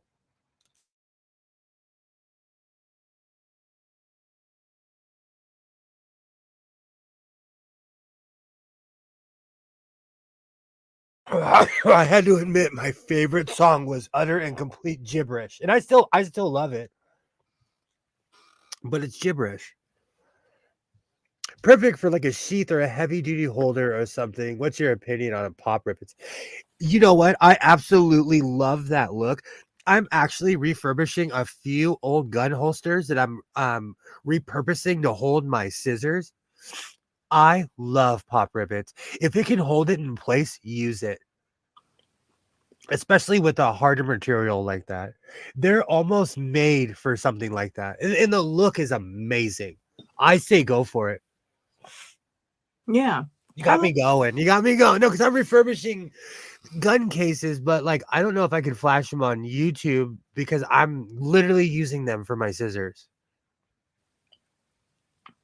You could put a patch, like a scissors patch, on the outside. The black ones look fierce, but I have a bunch of leather ones, and the artwork on the leather ones are bar none. Yeah.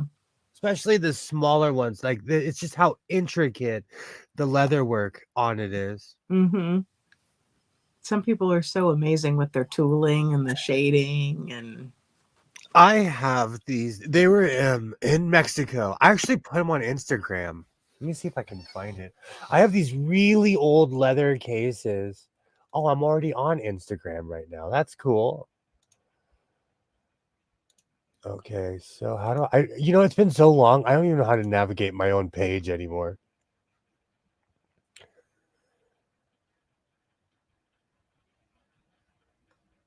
I'm going to show you something. And then we've already done this, and I'm going to show it to you again. But, okay.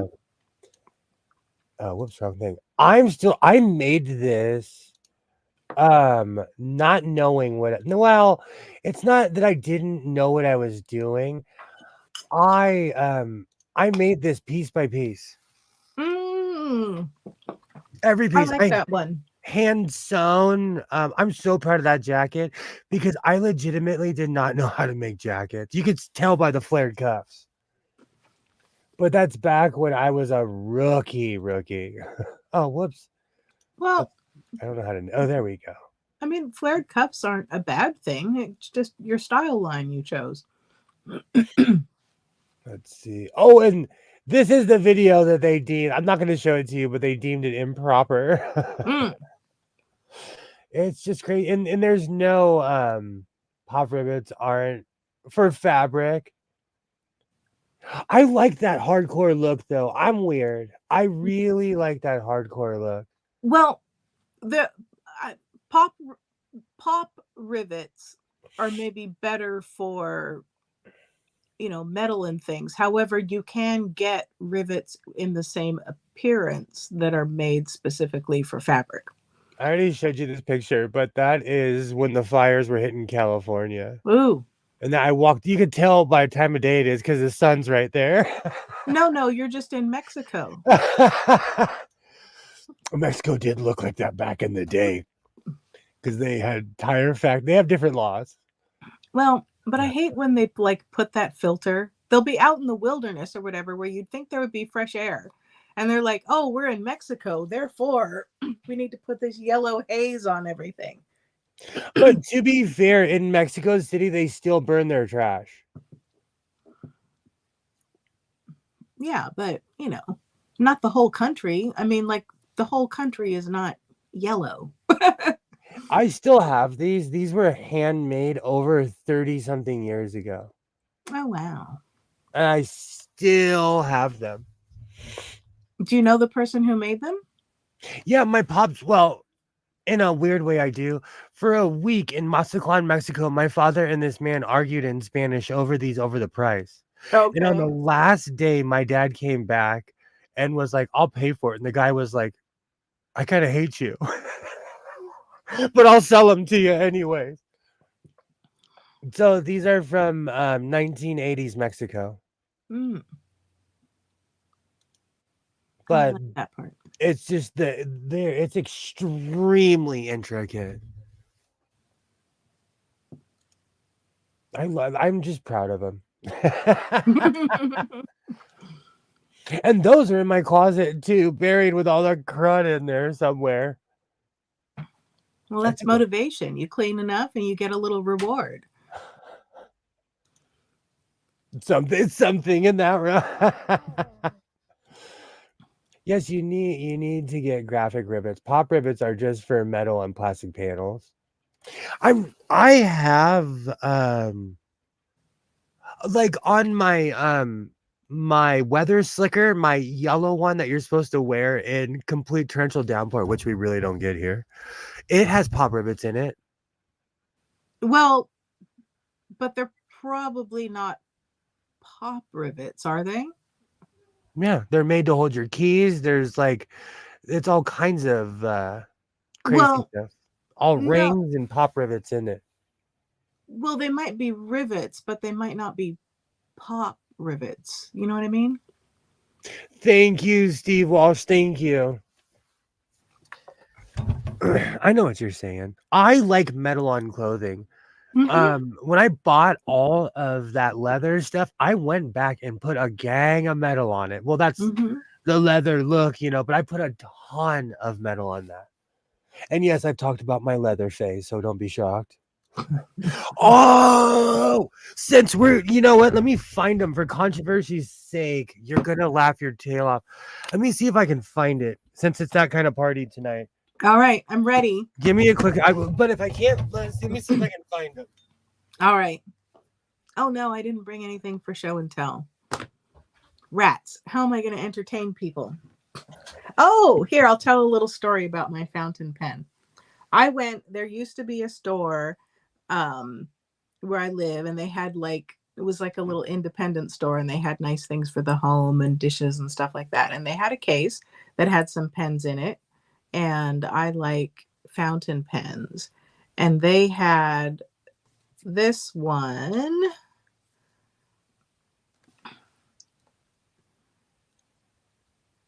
And I admired it. And now, of course, I can't remember. Is this the Lammy 2000? Oh, dadgummit.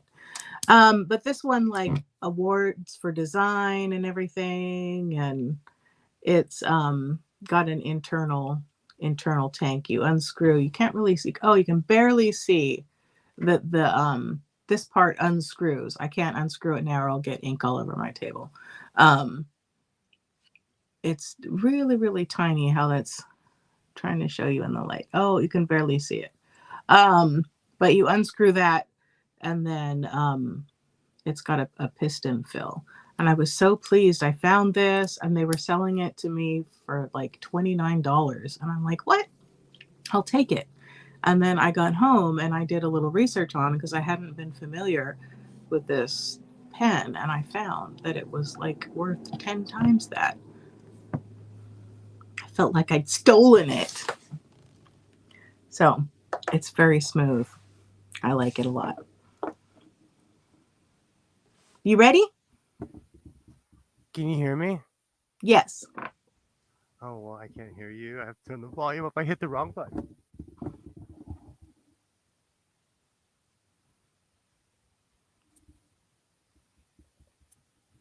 Can you hear me now?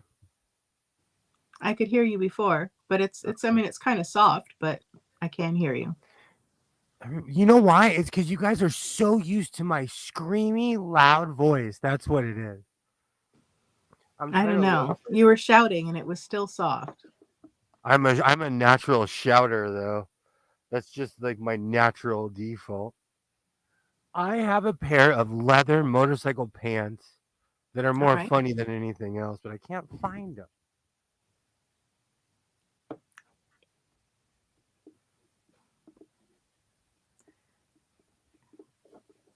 I tried them on earlier and they're just good for comedy's sake. Well, speaking of comedy, Alibaba noticed that in your excitement, you went full Kermit arms. I'm all about my Kermit arms. I can't see the comments. Oh. Well, Kilroy has explained pop rivets leave a lump of material on the back of the joint. Unless you like a lumpy mattress, don't use pop rivets on clothes. Oh, But excuse me. yeah, as I said, they do make rivets specifically for fabric. So you get like the full rivet effect in various styles and doesn't leave anything to scratch your skin or something. Oh, I'm not getting out of it, I guess. I found him. All right, I'm going to go You back found into them? Okay. Oh, yeah. These are Kawasaki. These are like my skin color. I'm going to show you in better lighting. Let me go in the I'm going to mute this because you can hear him. I don't, you know why? It's because my son is a singer and he is walking through the house belting with his headphones on.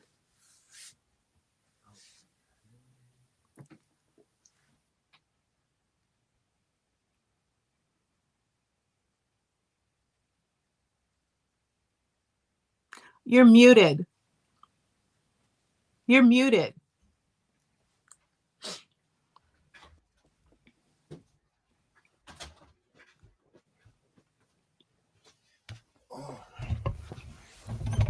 You were just muted in the other room. I'm so glad that you said that because I was about to come here and start clicking buttons. Natural shouter is a patch. I am a natural shouter. I have some shoes I'm trying to repair that have heavy material with clothing and pop rivets seem the right strength. Absolutely. Especially with shoes. I'm hardcore with stuff like that. But again, rivets good, but make sure they're for fabric, not metal siding. I actually felt like I had done something right in life when the other night I turned the corner and I heard my son say, You've got what I need, but you say she's just. I was like, I did something. I was like clapping for myself. I was like, I did something right in life. Good So gracious. he's bumping Bismarcky. He's bumping Sabathon. Like he has an eclectic. It made me laugh so hard. I was like, okay, my influence is still there. In other words, you've brainwashed him.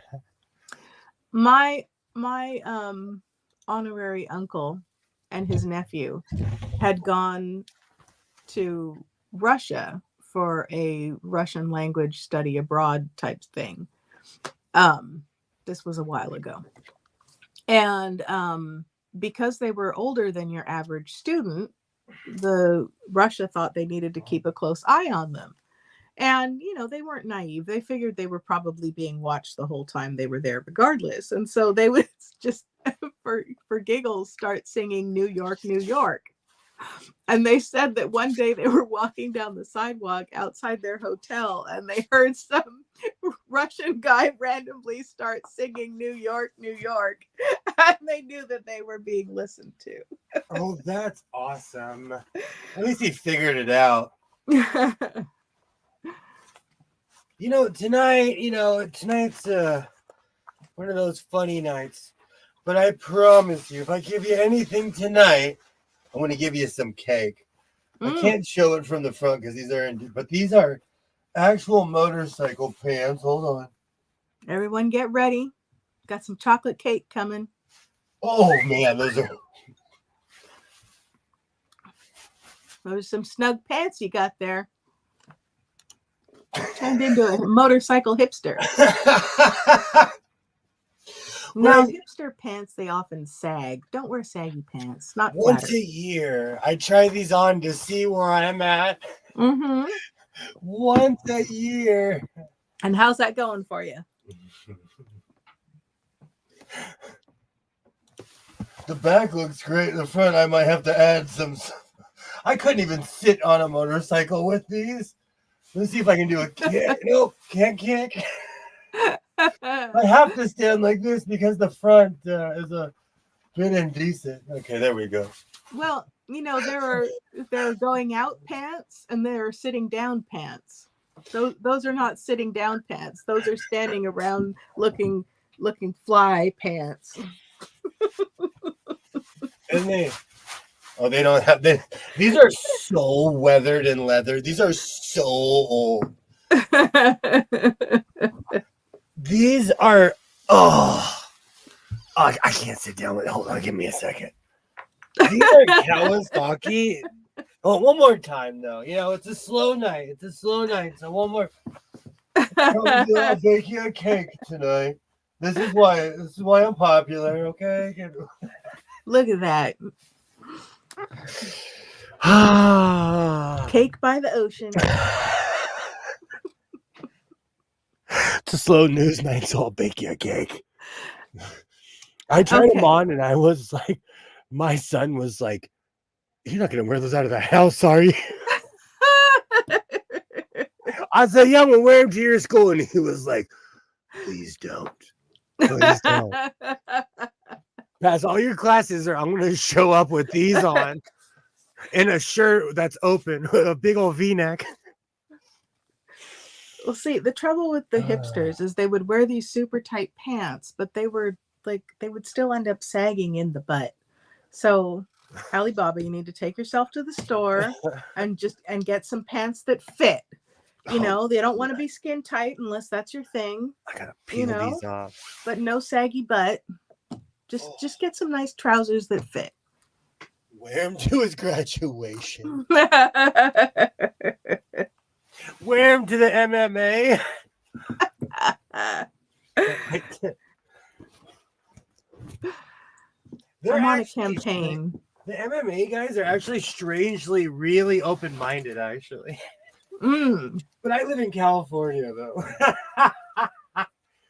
So everybody is strangely open-minded here. In a way. I'm on a campaign for pants that fit. Men used to wear pants that fit. Yeah, but those fit too. Those send the wrong message. Well, it shows the whole scoop. Just pants that fit. That shows the whole scoop of the back of my tail. That's full scoop, not even half a scoop. Well, you know, it depends on what circle you're in. Sometimes that's appropriate, sometimes it's not. Those did fit in my leather days, but I am not that size anymore. Or anywhere near that. Well, if you quit eating those blue cookies, maybe you'll get there. Quit, just give the Girl Scouts the cold shoulder. Blue cookies over pants fitting for life. Cookies over no cookies. I'm gonna order some pleather pants right now on Amazon. I'd rather eat cookies than have pants that fit. Now that's a patch. It is those blue cookies are not kind to me at all. I understand. I have pants in my wardrobe that look much like those, and I say one day. And back in my reselling day, I made a lot of money, and I still kind of resell things, but nowhere near what I used to. When I bought these are Kawasaki pants. These are actually worth a pretty penny. What am I trying to do? These are actually authentic Kawasaki. Nice.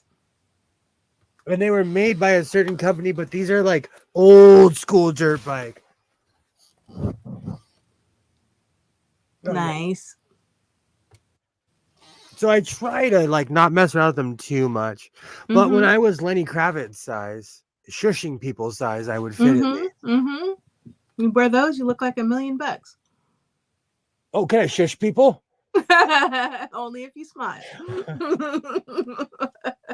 I want to say 1970s, but they're probably 1980s.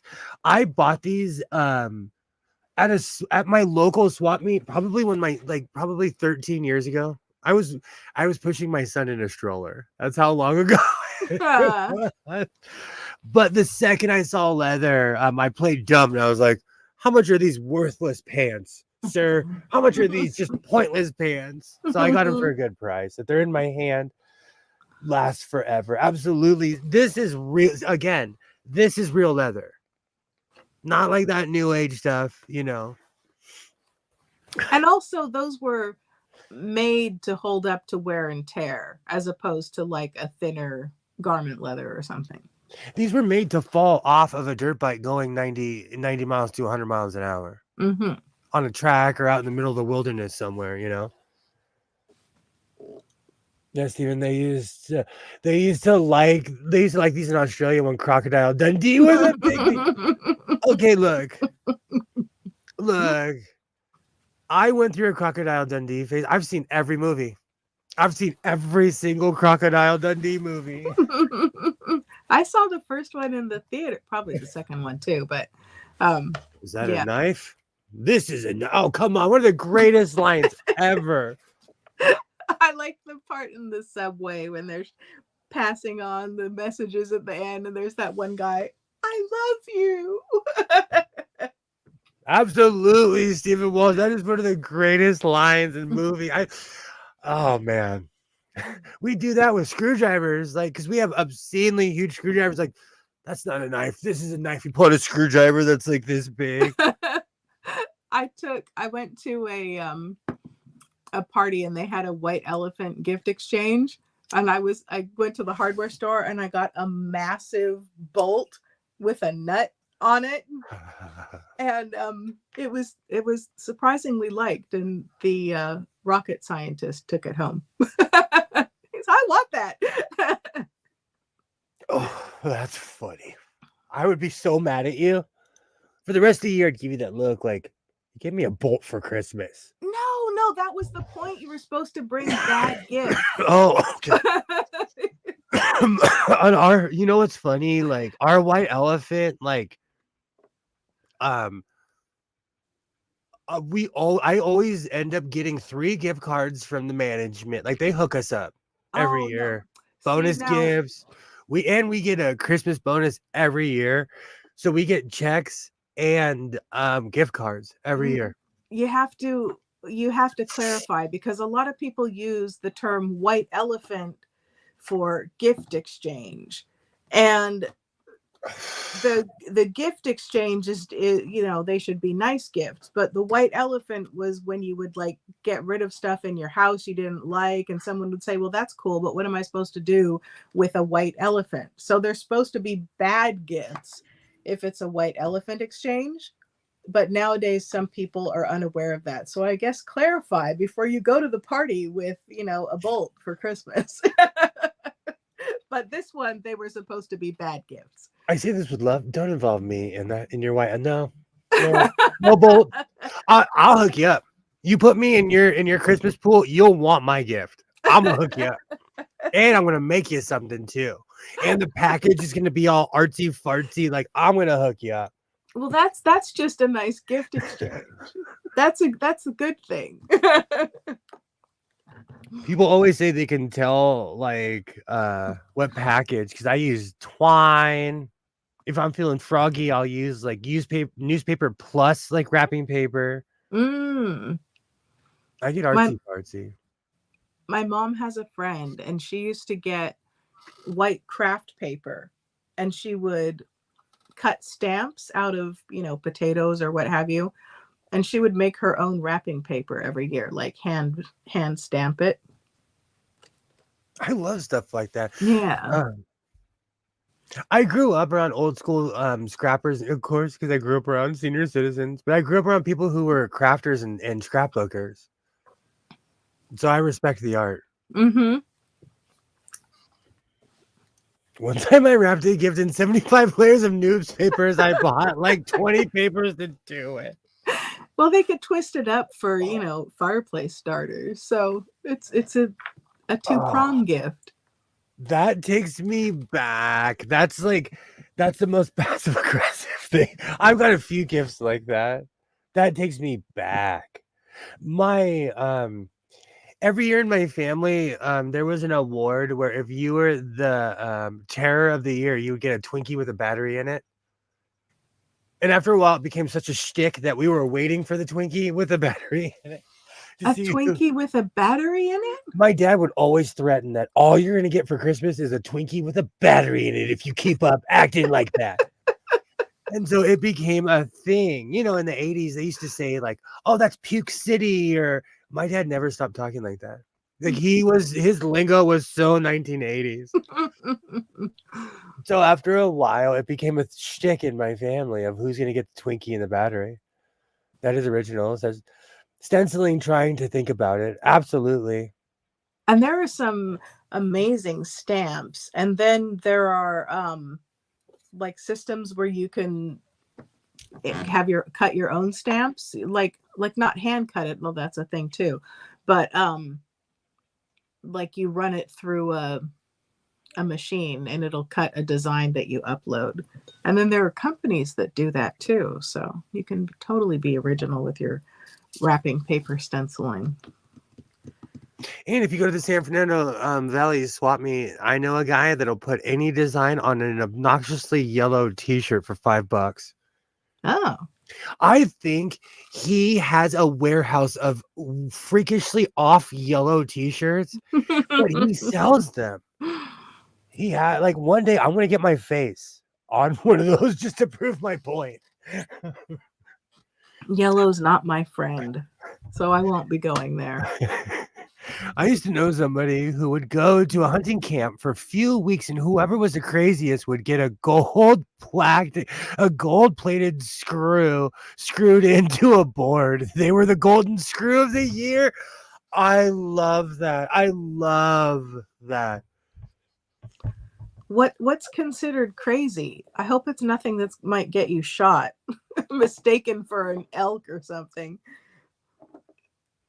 Well, it's different when everybody's armed.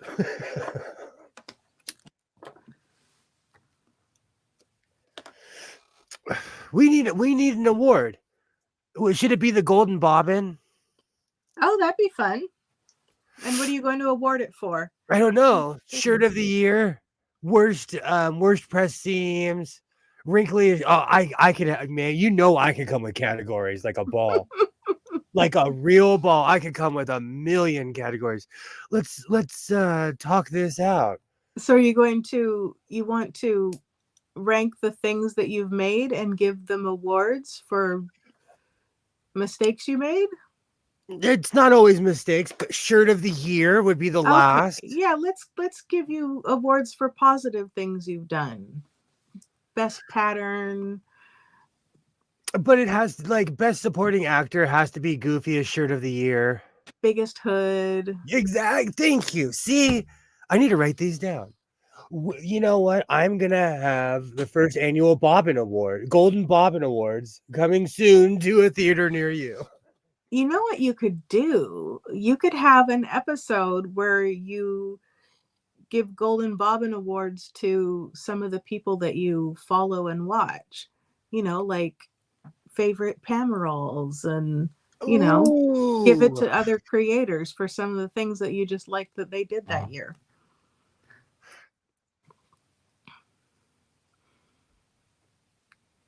Again, the hamster in my head had to stop and think. When I stop, the hamster turns and looks, and it's like, that's a good idea, and then keeps running off the wheel. That's not a bad. I really, really like that idea. The Golden Bobbins presented. My So-Called Life presents the Golden Bobbins 2024. Oh, and you could go to the patch shop and have a patch made with a golden bobbin on it and send it to them.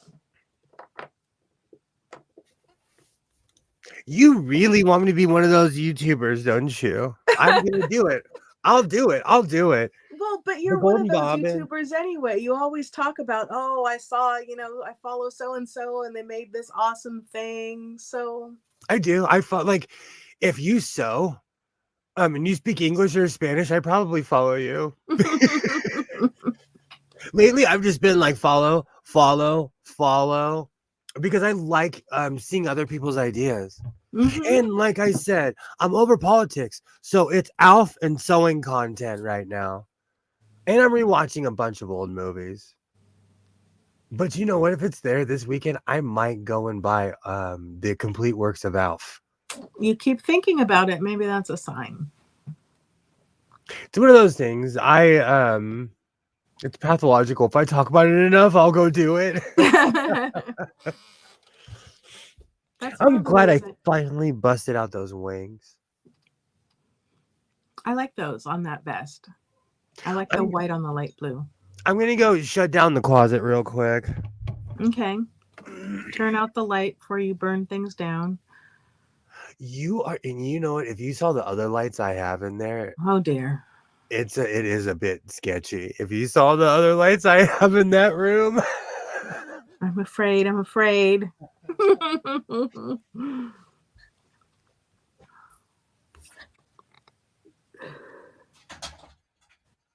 Stephen Walsh says, oh, can you? Maybe. Oh, there. Now you're in the room. Stephen Walsh says, Surger, so-called life. High and mighty, awesome classic movie. You're still muted. Oh, he's gone. He'll be back. Meanwhile, let me show you one of my favorite inks that I have handy. I don't know if any of you particularly like fountain pens. I think, Kilroy, you said you used it and didn't care for it. But I have Lit de Thé, which is French apparently for tea sludge. And it is kind of tea sludgy. It's this like kind of brown with a little bit of red to it. It's a really pretty brown. Although I think my favorite one by Herbin is Poussière de la Lune, which is moon dust. And it's like a sort of like twilighty, dusty plum kind of color. It's really nice. High and mighty, awesome classic movie. Love it. Do you know what's funny? It just dawned on me. Like you can tell when I'm dipping in my closet when I start wearing my awesome shirts. It's the Taj Mahal. I All love right. this shirt. And yeah, you could peg me of what year I'm from. I'm wearing Obey. I'm an old man. I draw. You know what's so funny? I draw the line at MMA shirts and stuff. But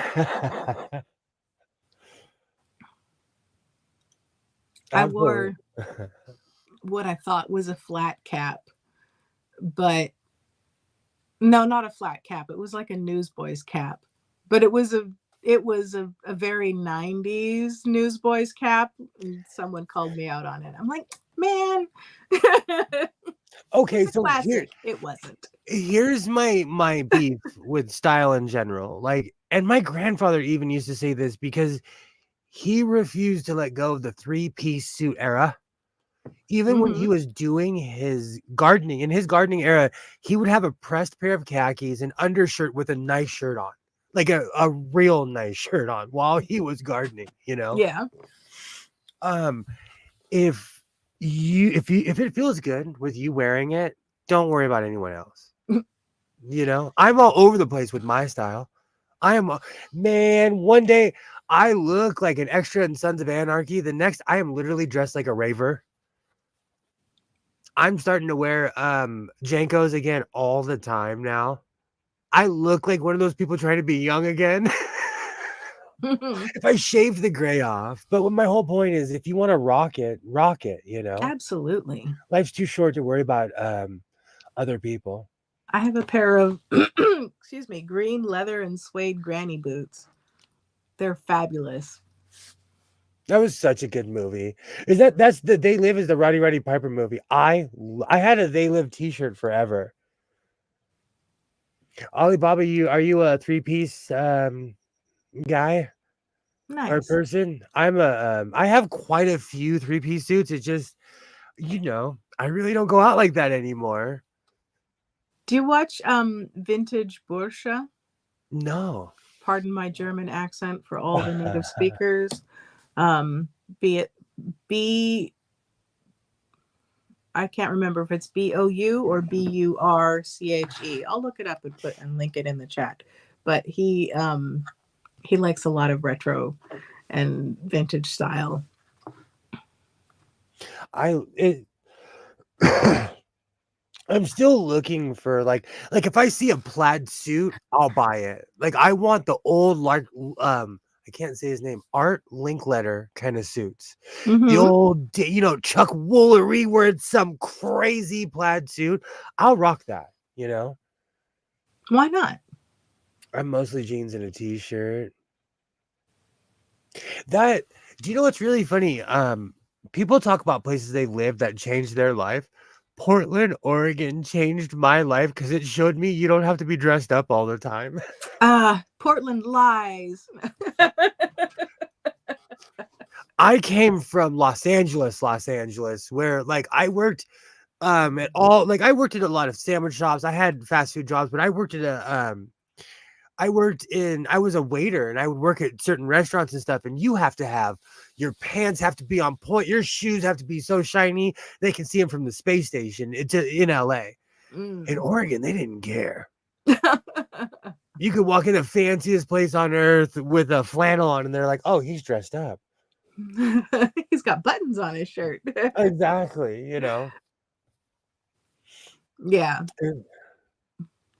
Vintage Edwardian Bursche wears. outfits. Oh, sorry. Go ahead.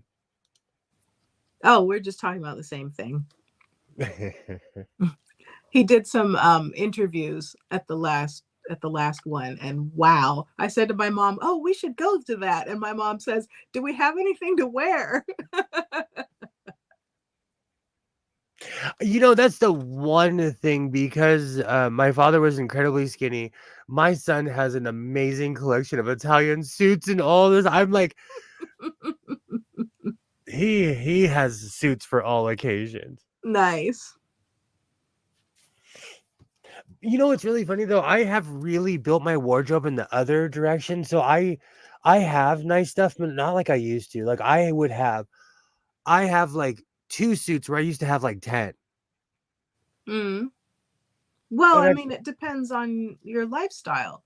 If you're not going places where a suit is required very often, then you only need a couple of them. yeah, But not ever since from when I got my certifications, I no longer needed to wear a suit.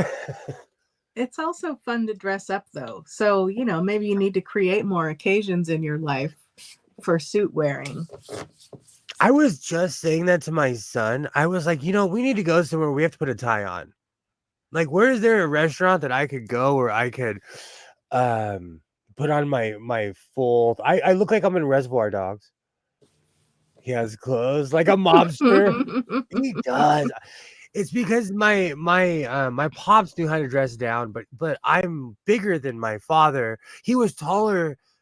Like I'm more wide, and my father was tall and skinny. Like he was very, very skinny human. And so my son lucked out. He literally has like real Italian suits. I only have 2 casino suits now. My new thing is, and whenever I go to this thrift stores, I'm looking for that plaid suit. I want that cheesy suit because I wear a cowboy hat. I want to look like a 1970s oil baron. I have this vision in my head, and it worked with my vests. So now I'm gonna graduate to like night. I want to look like the guy that has the Cadillac with the big horns on the front. Oh, no. No horns on your Cadillac. I wouldn't do that. I could do that. I see them all the time for sale at the swap meet, but I don't know if they're legal anymore. I don't know. Oh, horns? Well, but don't the cows, I mean, one, they get slaughtered, and two, don't they like lose their horns each year? No, I'm saying the Or legality of them being on a vehicle in the state of oh, California because oh, we have oh. hardcore, like, you just can't do stuff like that anymore. Mhm. Like, you can't ride in the back of trucks, but in Mhm. the 90s you could. Mhm. Yeah. I don't want to go anywhere, any place I gotta wear a tie or a 70s used car salesman. I love that. Yes. With the hat and the cheesy like jacket. And that's another thing. I just haven't found one that's my size. I almost bought this like all red pinstripe suit, but it wasn't my size. Oh. You should I make was one. You did say you wanted to learn some tailoring. I do. And I watch um a million tail. I You know what's so funny? I like when I wake up, that's my education hour. And I watch like tailoring videos or how-to Mhm. videos or like super serious stuff. Yeah. The best place in Italy is the Five Villages. Best place to wear leather. Huh. I love stuff like that. Thank you, Steve. I love hearing stuff like that. I do look like a mobster in the casino. That is one thing about Vegas. Like when I used to go to Vegas, anyone that would dress with the big cheesy 1970s suits, I'm like, heck yeah. Or, because people or all the people that would come dressed like Elvis unintentionally. Not the well, Elvis isn't popular anymore in Vegas. It's really sad. Hmm. You don't see it too many Elvis impersonators anymore. I'm aging out, I guess. And the last time I went at like because I'm damningly observant, and I was like, this is sad. Like, where's the jumpsuits and the bad wigs? Because everybody had Mhm. that bad Elvis wig. I miss it. And that's kind of come and gone. It's See, people, it's more sideshows. that was just never a flattering look. That's another thing I'm gonna make. I'm gonna make a full Elvis jumpsuit, but the V isn't gonna come all the way. The V is gonna be up here. Oh, okay. I don't know. You just showed us your cakes and those leather pants. Why stop now? That's just to feed the algorithm. Someone's gonna click on it and be like, "Oh, he really did." Oh, don't worry about 20. Like when I click off and you and I are talking later, you're gonna hear the, "Oh, I really did show my null, guys." What was I thinking? I put those pants on earlier. I put those pants on earlier, and I'm like, man, I have gained some weight. But it's good to know Mm, where you're at. yeah. 1970s, they had each other's vehicle in Texas. They had longhorns on them. There's a bunch of movies I've seen like that too. And for some reason, I think it's because things go out of style. I see them in thrift stores and at swap meets, Hmm. flea markets everywhere. But I'm not gonna walk around with a 9-foot horn. That could My truck is like in the front. I think it's 8 feet wide in the front, or something crazy like that. You could get a decal made and They put that usually on there. they put them in the front of Cadillacs. Hold on, do I have to do the? Hold on. It's not the same, co-host. It's not the same. I'm tactile. I need the horn. Okay, well, how about this? Maybe you could get some and cut them in half and then attach them to the hood so that they're not like standing up, but they're also, low profile and and not against the law. And then you have the tactile as well as. I like it. I'm not anti the idea. I don't even know why I'm suggesting this. I think it's a terrible idea, but it's a solution if that's what you want to do.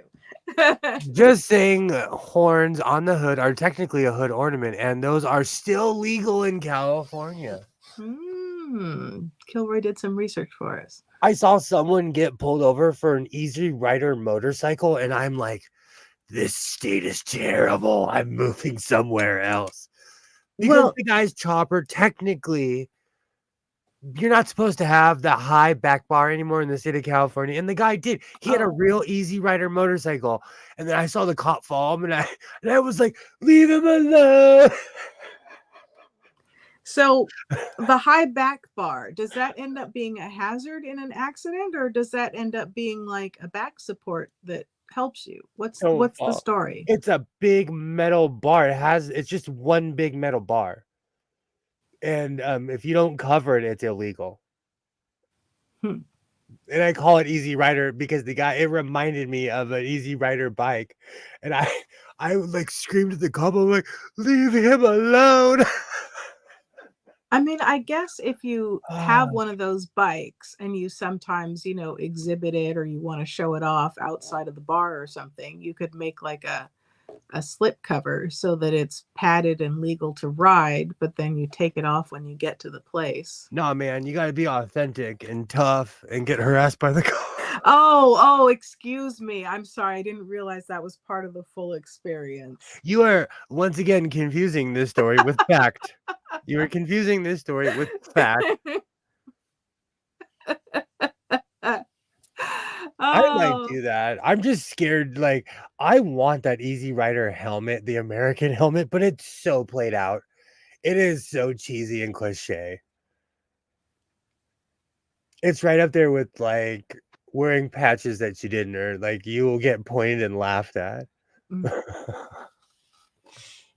It's kind of like that thing I told you about riding a Vespa. I don't know. I think if you're confident enough, Oh, here we then you go. can be the trendsetter and not get mocked. You can say, "Yeah, I've got a Vespa. What you gonna do about it? Yeah, then they'll knock it You over. want one? You want one too? You know you do. Maybe don't say what you're gonna do. Say, Yeah, I was yeah, I'm about to wanting say. Vespa. This is where I got it. Come join me next weekend." Never challenge someone with an angry look and a Well, Harley. yeah, that's why I was saying invite them to ride with you. Oh. I walked it back because in real life, I'm a problem solver. I was about to say, I'm not a problem starter. you're the Care Bear. I'm the one who like throws myself at problems, dives in like this. Instead of that bar in Nevada where they take off their helmets, there's a bar in Nevada where they all take off the bar back covers. Oh, it's right. It's just a pointless law. If you want to look like you're an Easy Rider, it's because someone got in an accident and got very hurt in one of them.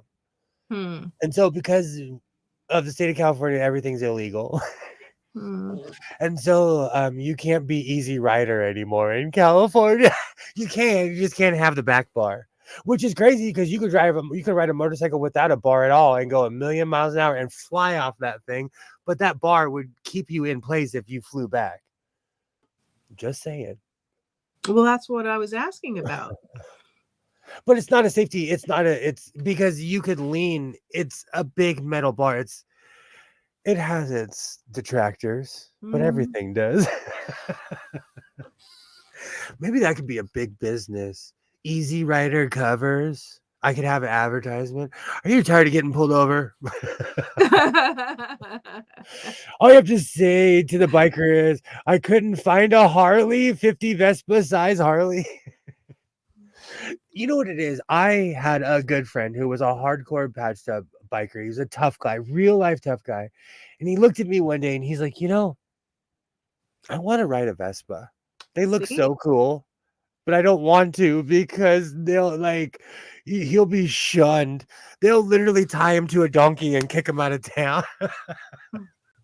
You have to have like the right person to do it.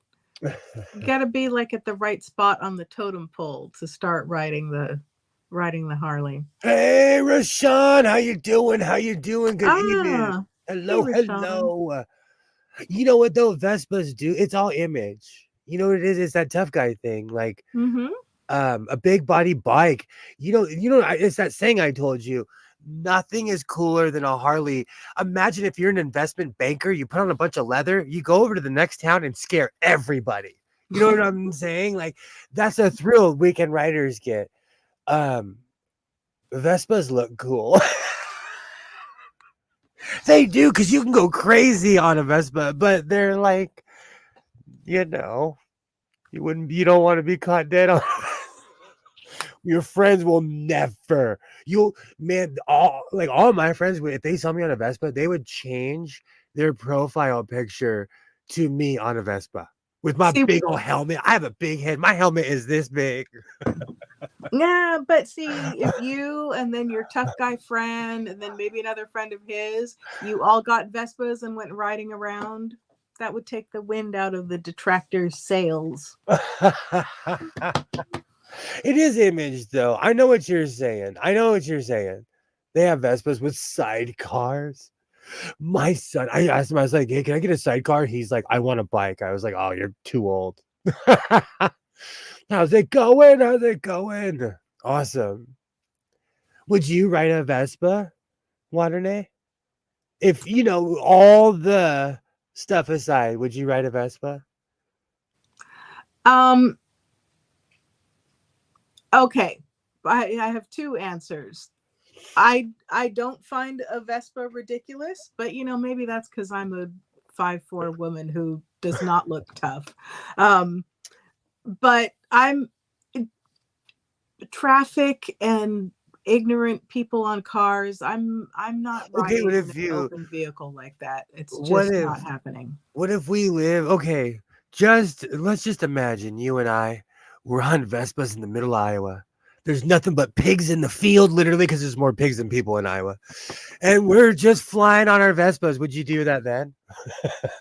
Out in the middle of nowhere, endless Um, road. Maybe, but I also know someone who almost lost his leg in a Uh, slow speed single motorcycle accident. He hit a patch really? of gravel and went down and had like compound fracture. And but I mean, that can happen in a car too, but Would you you ride know me? I had ape hangers on the first bike I just got tired of doing this. I'm not the kind of person that can do this. I like being right here. This hurts my shoulder.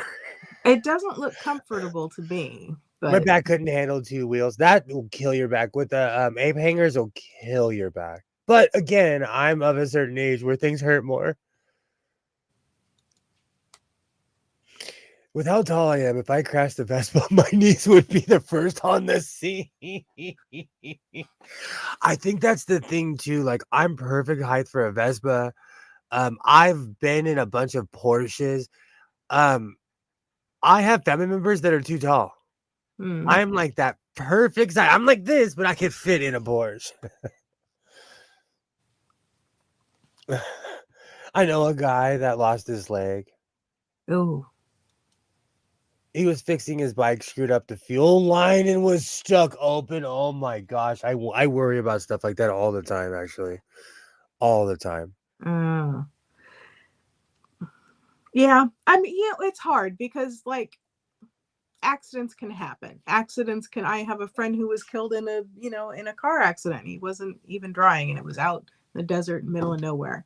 Um, so I try to be a little bit more pragmatic, but Hmm. my father was killed in a motorcycle accident, so that makes me extra cautious. And I know about it's people, I don't know. It's like pedestrians get in a car and forget that they were ever pedestrians. Ever.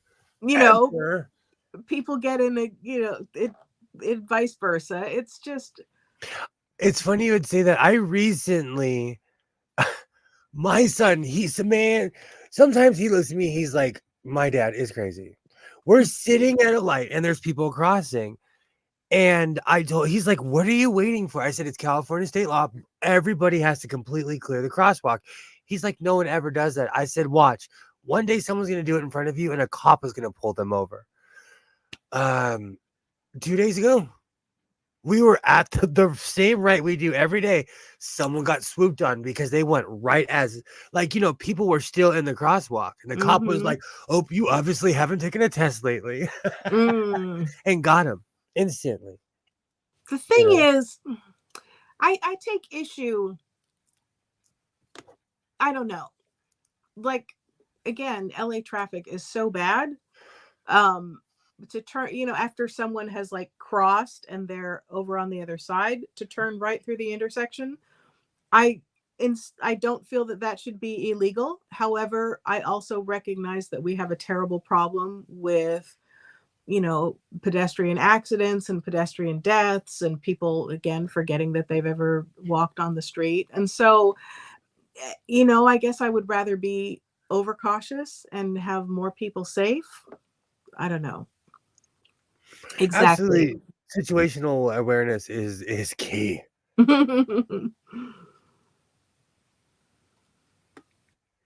Definitely a tough call. It's one of those. It's one of those Mhm. things. You know what's really funny? I reserve the right to go get a Vespa tomorrow. To go like show up. Why not? I own too much stuff though. I don't know if I could justify that. I have too many toys. I'm thinking about selling a toy or two. Yeah. Well, that could be motivation. You could sell a toy or two that you don't need and get a Vespa to play around with for a bit. I want to But get I've had a truck sitting in front. I am the real life Fred Sanford. I've had a truck sitting in front of my house since 2020. see, if you sell that, you can get a Vespa. I bought a real life lemon and it is sitting in front of my house reminding me to actually check something when I buy it. Mm. And That is my again, life on mini. don't let other people dictate what you enjoy and what you want to do. Vespas are expensive now, I think. Mm. And you know what's really funny? Honda or one of those companies made an electric scooter that looks like a BMW motorcycle. It's huge, but it's a scooter. Hmm. Technically, it's a scooter, but it looks like a motorcycle. Vespas are too expensive to get. Just one to play around.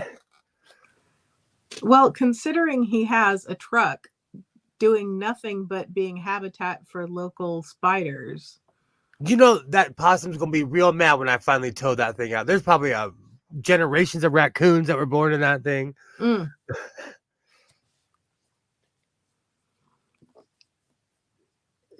Vespa price. This is making me think of the movie Larry Crown. Okay, so on Amazon right now, I can get a Tao Tao for $700.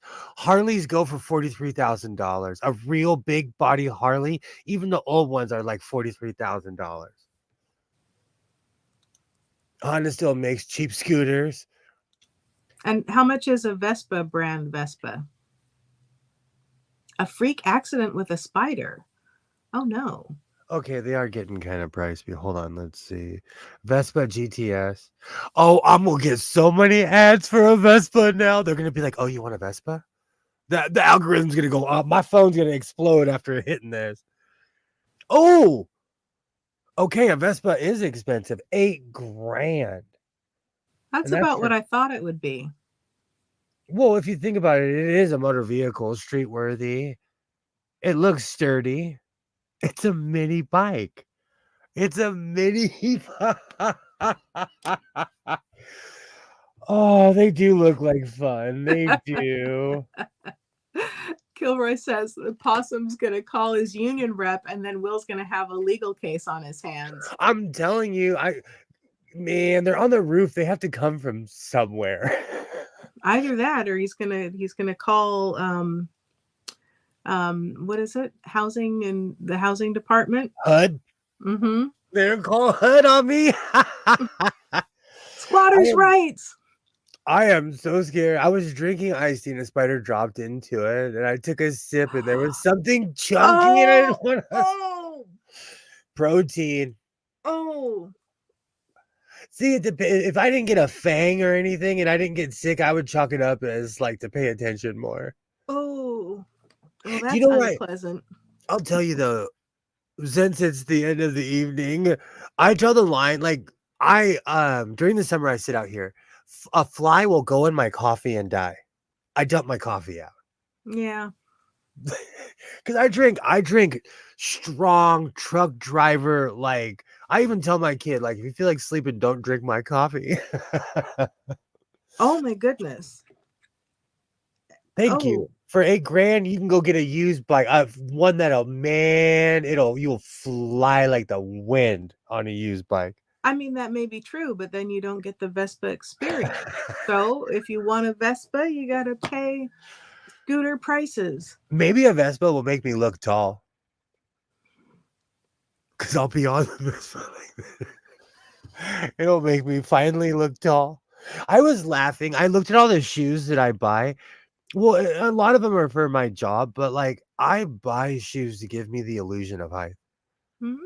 I bought these fake, at Ross and like at Marshalls, they sell knockoff like Eddie Bauer shoes and stuff.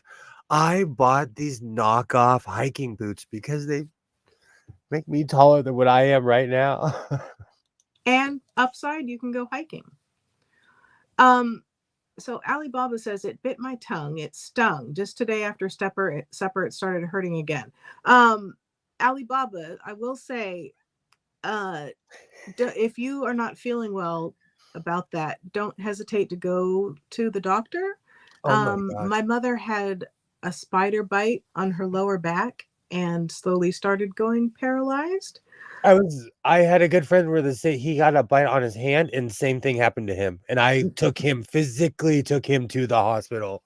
Yeah, and okay, I'm not a doctor, I'm not a healthcare practitioner, but I will say that my mother went and she saw a licensed acupuncturist and homeopath, and she ended up getting treated with homeopathic cobra venom, and that helped her recover from this spider bite. And she had tried several things before then.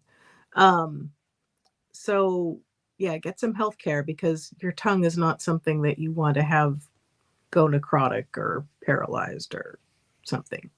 The I have an awful vision. A friend of mine, he had a dollar-sized, he got bit and by the time he showed it to me, it was dollar size on his hand, and I was like, "Get in the car."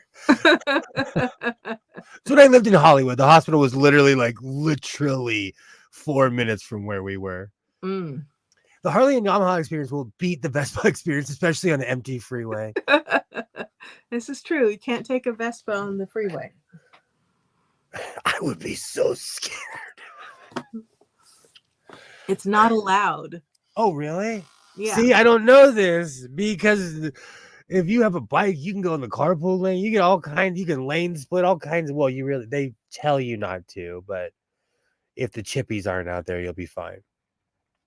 You're the greatest. You are a great person practicing the 12 steps. They always try to bastardize me. Keep it up. Awesome. Awesome. There's nothing wrong with taking care of yourself and being okay with yourself.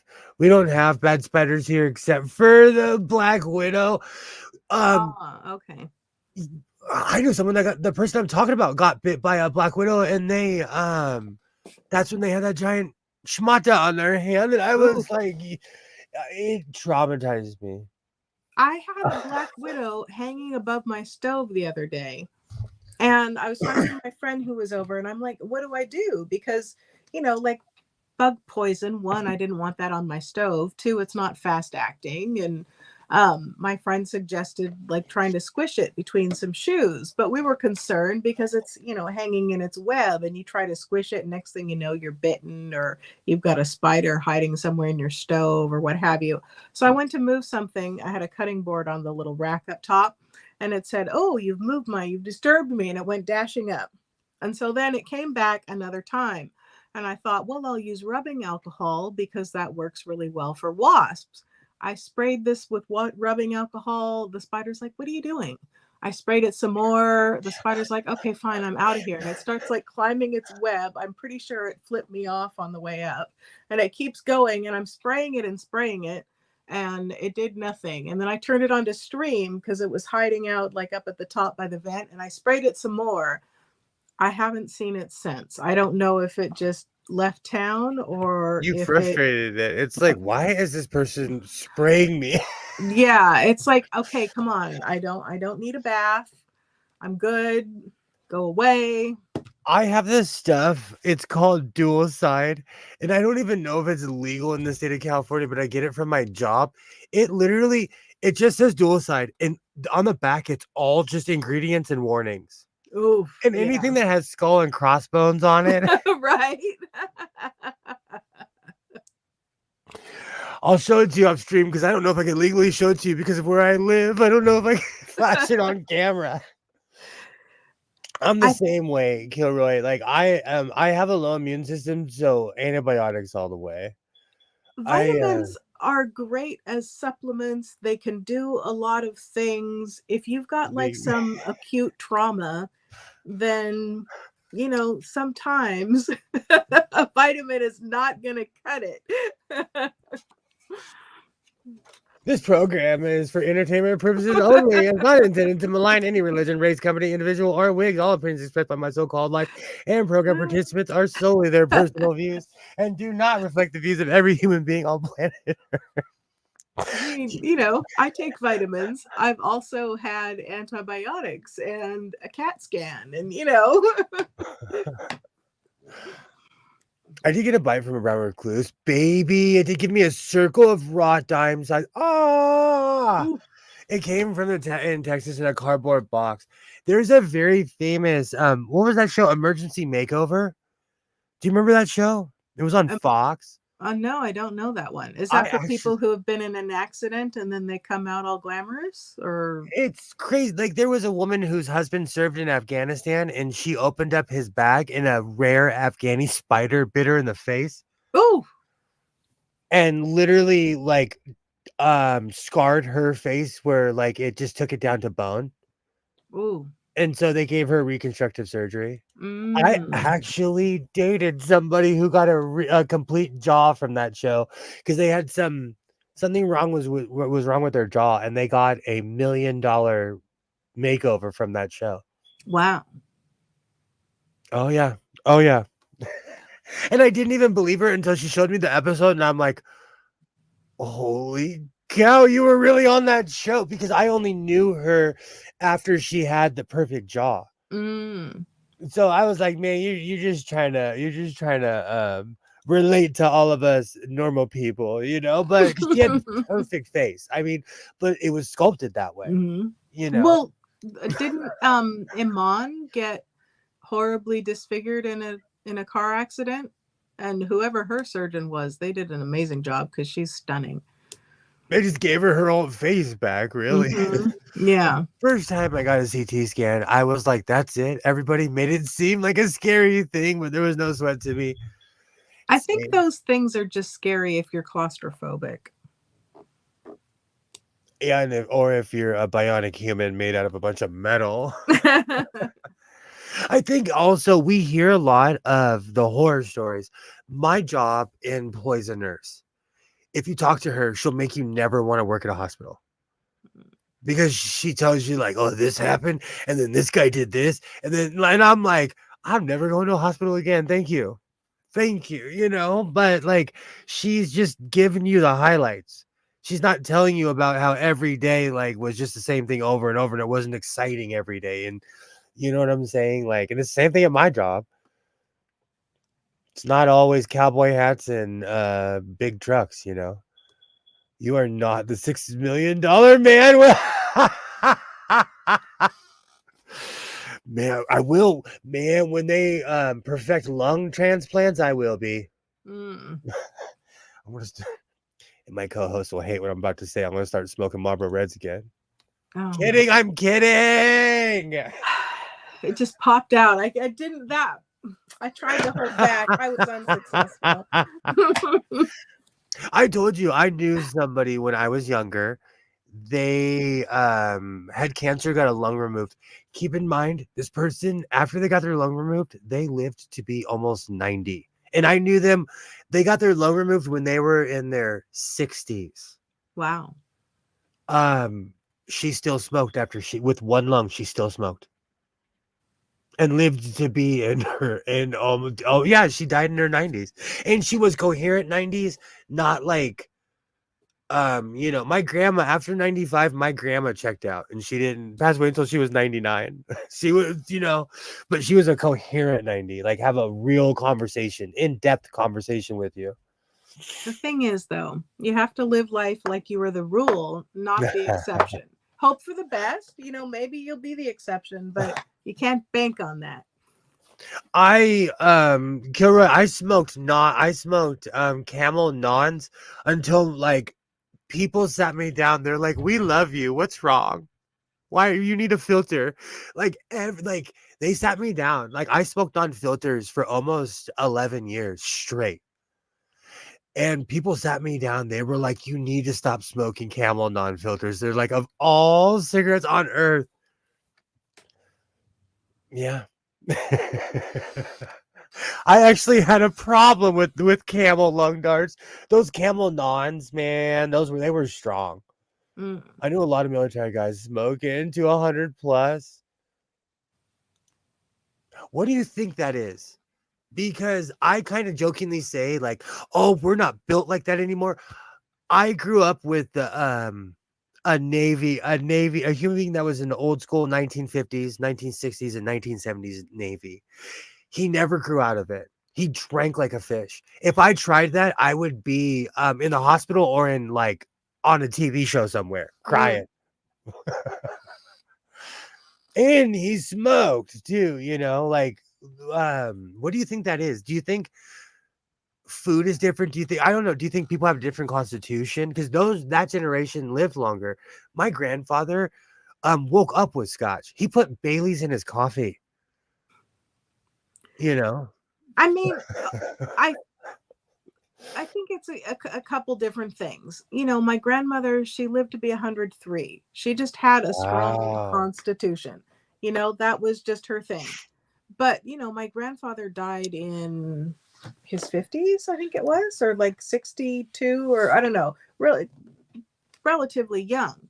Um, but then, if we're talking about old times versus now, like, scientists talk about over farming, the soil isn't as fertile, the food plants don't have as many nutrients, and then a lot of the food that's it's like it's convenient, it's processed, at least you're eating something. And But if a you want to lot get of in a it, GMO argument, I will fight you over GMOs because well, extra beta carotene is not a bad thing. well, I mean, like, sure, beta carotene's great, but they put other things in there too. But like, even GMOs aside, um just with oil, with over farming and lack of crop rotation, and like the plants just don't have as many nutrients as they used to. You know what And Alibaba kind of hit something. My grandparents and my mom eats fast food with me all the time, but my father never ate fast food. He would eat like chicken and stuff, but he never would eat a fast food burger. even like packaged things, we put a lot more crap in our food nowadays. And I think that, and the people talk about hormones in meat, and I think that, like, it's not any one of those things, but when you have a lot of things piled up and all like stacked on top of each other, I think that it can give some people some issues. This is true. We are much less active than we used to be. To My look at Oh, sorry. No, Go ahead. I told you my grandmother was a body shamer, so I'm more body positive because I think it's wrong. What she would walk around body shaming people, and that's just wrong. But I don't know. Yeah, Joy, have a great night. Thank you so much for stopping by. You were always, Have a good night. I'll be I hope back your at it on Saturday. I hope your button sewing went well. Rashawn agrees with you. Oh, thank you, Rashawn. Have a great night, Joy. I'm like, yeah, and I think because I'm like a Care Bear when it comes to that, I'm like, do everything within reason, I'm Like I would sorry. say, moderation, Mm. do everything in moderation, even moderation, like I was thinking too, people talk about, Oh, those kids these days, the 20-year-olds, and I don't have the energy like I used to, blah, blah, blah. But then, and why am I fat? And I wasn't when I was 20 or what have you. But then you think about the way that 20-year-olds live life. They're out there doing things, they go to concerts or jumping around and, I've and gained like, I've gained 50 pounds in my 40s. Like, mm. kids, you don't stay the same size, guys. You just don't, no matter who you are, what you are. Like, and I think do you think it's unreal expectations? Because we have all these ideals and everything, even like with fashion and stuff. People will say certain things to me, and I always tell them, like, live within your means and do what you can. Like, I'm extraordinary. I'm all over the place, but that's my thing. And not everybody's extra like I am. Do you think it's because now the Joneses are in the stratosphere? So we're trying to keep up with the Joneses because now we see the guy with the Dodge Charger. We see the guy with the shiny new shoes, not knowing that not everybody lives like that. And a lot of times people who have some, fancy car or some what have you, they shouldn't be buying that anyway. It's like they're not living within their means and they're hurting somewhere else financially because they bought that thing they probably shouldn't have. Do you know, in my phone, I have to stop doing it. Over the years, I've probably taken like 10 pictures of my neighbor who owns a Lambo.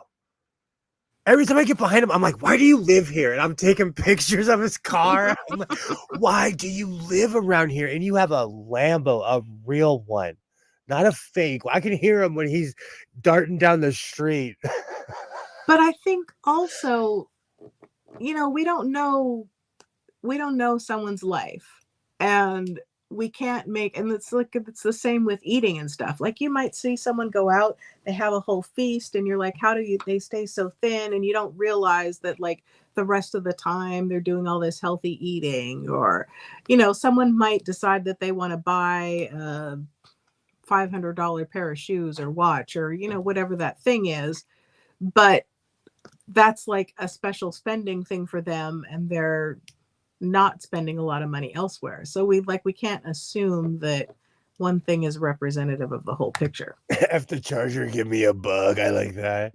Nobody owns a Lambo. And that's another thing. He's consistently, because he had a Ferrari before, and now he has a Lambo. He had a stereotypical red Ferrari. Now he has a yellow Lambo, but he's had that one for a couple of years. I was gonna say maybe he's leasing. But the yellow Lambo, because I've been going through my phone a lot, and I have a picture of 2021 with the yellow Lambo. Mm-hmm. I think it's East Coast versus West Coast. The people who can't afford Lambos don't buy. It trips me out. And my neighborhood isn't like, the property value has skyrocketed, but that's gentrification. Like, we were here before these were expensive houses, and so maybe, I don't know, it just trips me out. And I know he owns that house. So it's not like he's renting it. It's not like, it just trips me out. Every time I see him, I'm like, do you know what you could have done with that money?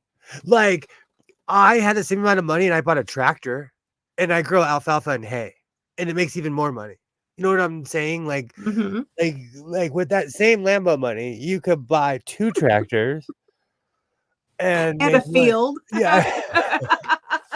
And a really big field and grow food, and you don't have to worry about or you can get a Lambo tractor. Not true, Kilroy. I know a guy that has the same Ferrari as it's Magnum PI. Oh my gosh. Now I have that theme song stuck in my head. One of the greatest theme songs of all time. Takes it once in a while. He needs it to be fixed. I could never get into those cars. Get Are in you those talking about? cars, or get into as in be an enthusiast? Thank you, Wonder Twin. I was wondering the exact same thing. Activate. I was wondering the exact same thing. Reminds me of British cars, Ollie. If they aren't leaking oil, they don't have enough oil. Oh, I love that. You can get a Lambo tractor new in 2024. And like I said, man, that guy could have won the lottery and just been like, I don't want to move. And just buys expensive cars, you know? Y'all walk around in Germany? Alibaba used to walk around in Germany. I've never been to Germany. Neither have I. That's like, I actually have a friend who lives in Hamburg. And do you know, okay, we're the exact same age. Do you want to know the difference between an American education system and a German one? I have full certs. I'm a foreman, blah, blah, blah. Call me what you want. My friend Max, who I've known since I was 17 years old, just guess what profession he is. Neurosurgeon. Wonder Twin, activate. Really? He really is. Of all things on earth, we're going to Vegas. Nah, we're going to, if you're good at guessing, you and I are going, we're gonna go play euchre in Vegas.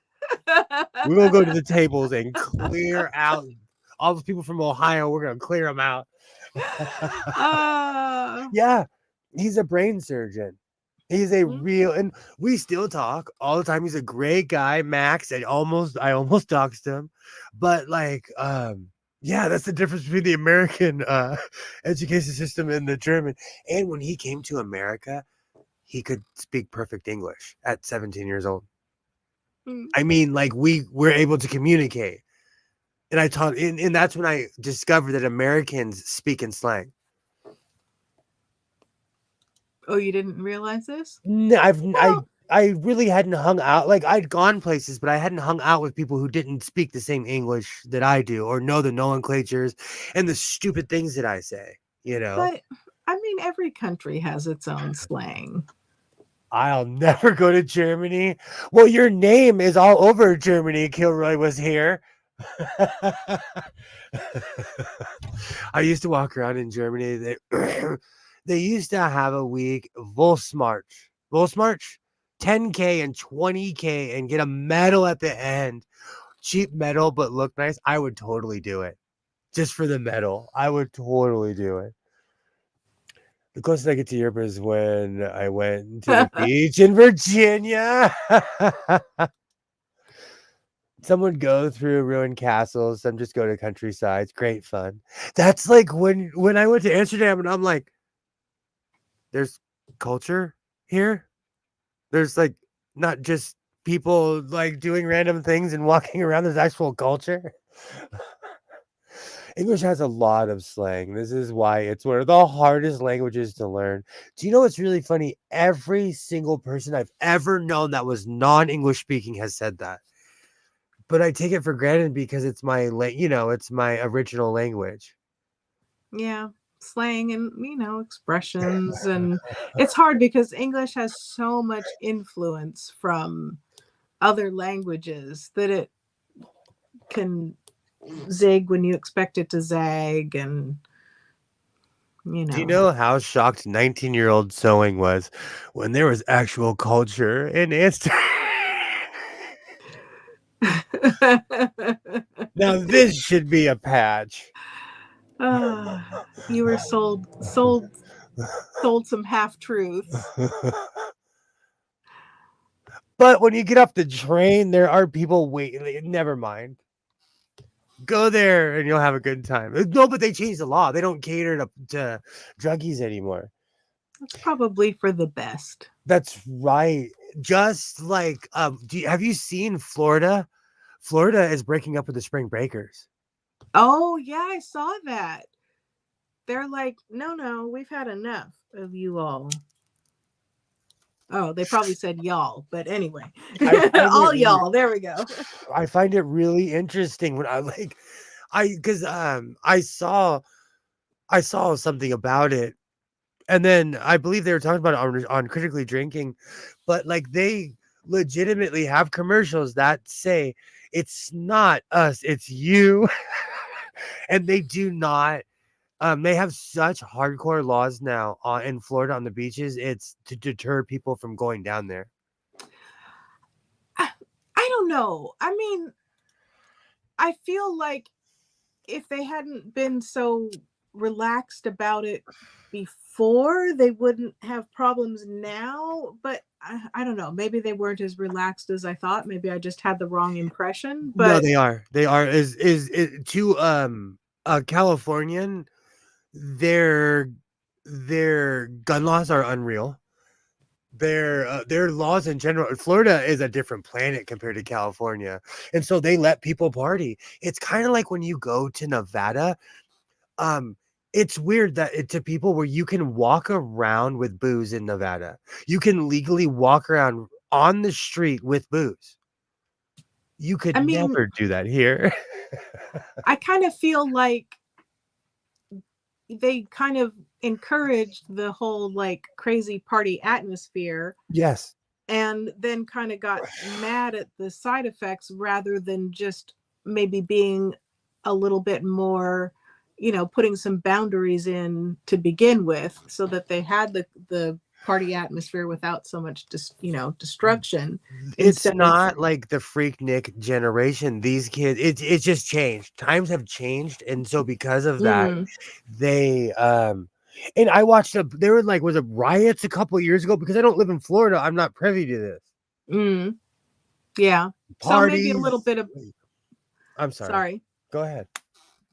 maybe it's a little bit of both. Maybe they encouraged, a party crowd, and then the party crowd changed from what it used to be, and now they're at an impasse. It's just crazy to me because like TJ was like that, but all they did was up the drinking age and it Mm. changed everything. In 1979, I went to get chocolate in Holland and I paid 10 Dutch gliders for a chocolate. Is that gliders? Gilders, I I think. don't have my glasses on, sorry. I didn't see if I was from Hamburg, I would know what that word meant. I didn't get the exchange rate, went back to our trailer and wow, saw the world premiere of the Pink Floyd with hammers. Oh, that's awesome. I love stuff like that. I was 9 years old. I love stuff like that, Alibaba. If we Well, walk wait, no, around with keep reading. the chocolate had two juicy plated chocolate had two G's of hash in it. Okay, that's a little different. At 9, I would if you gave it to me now, I would say thank you, and then I would be a wreck for 3 days.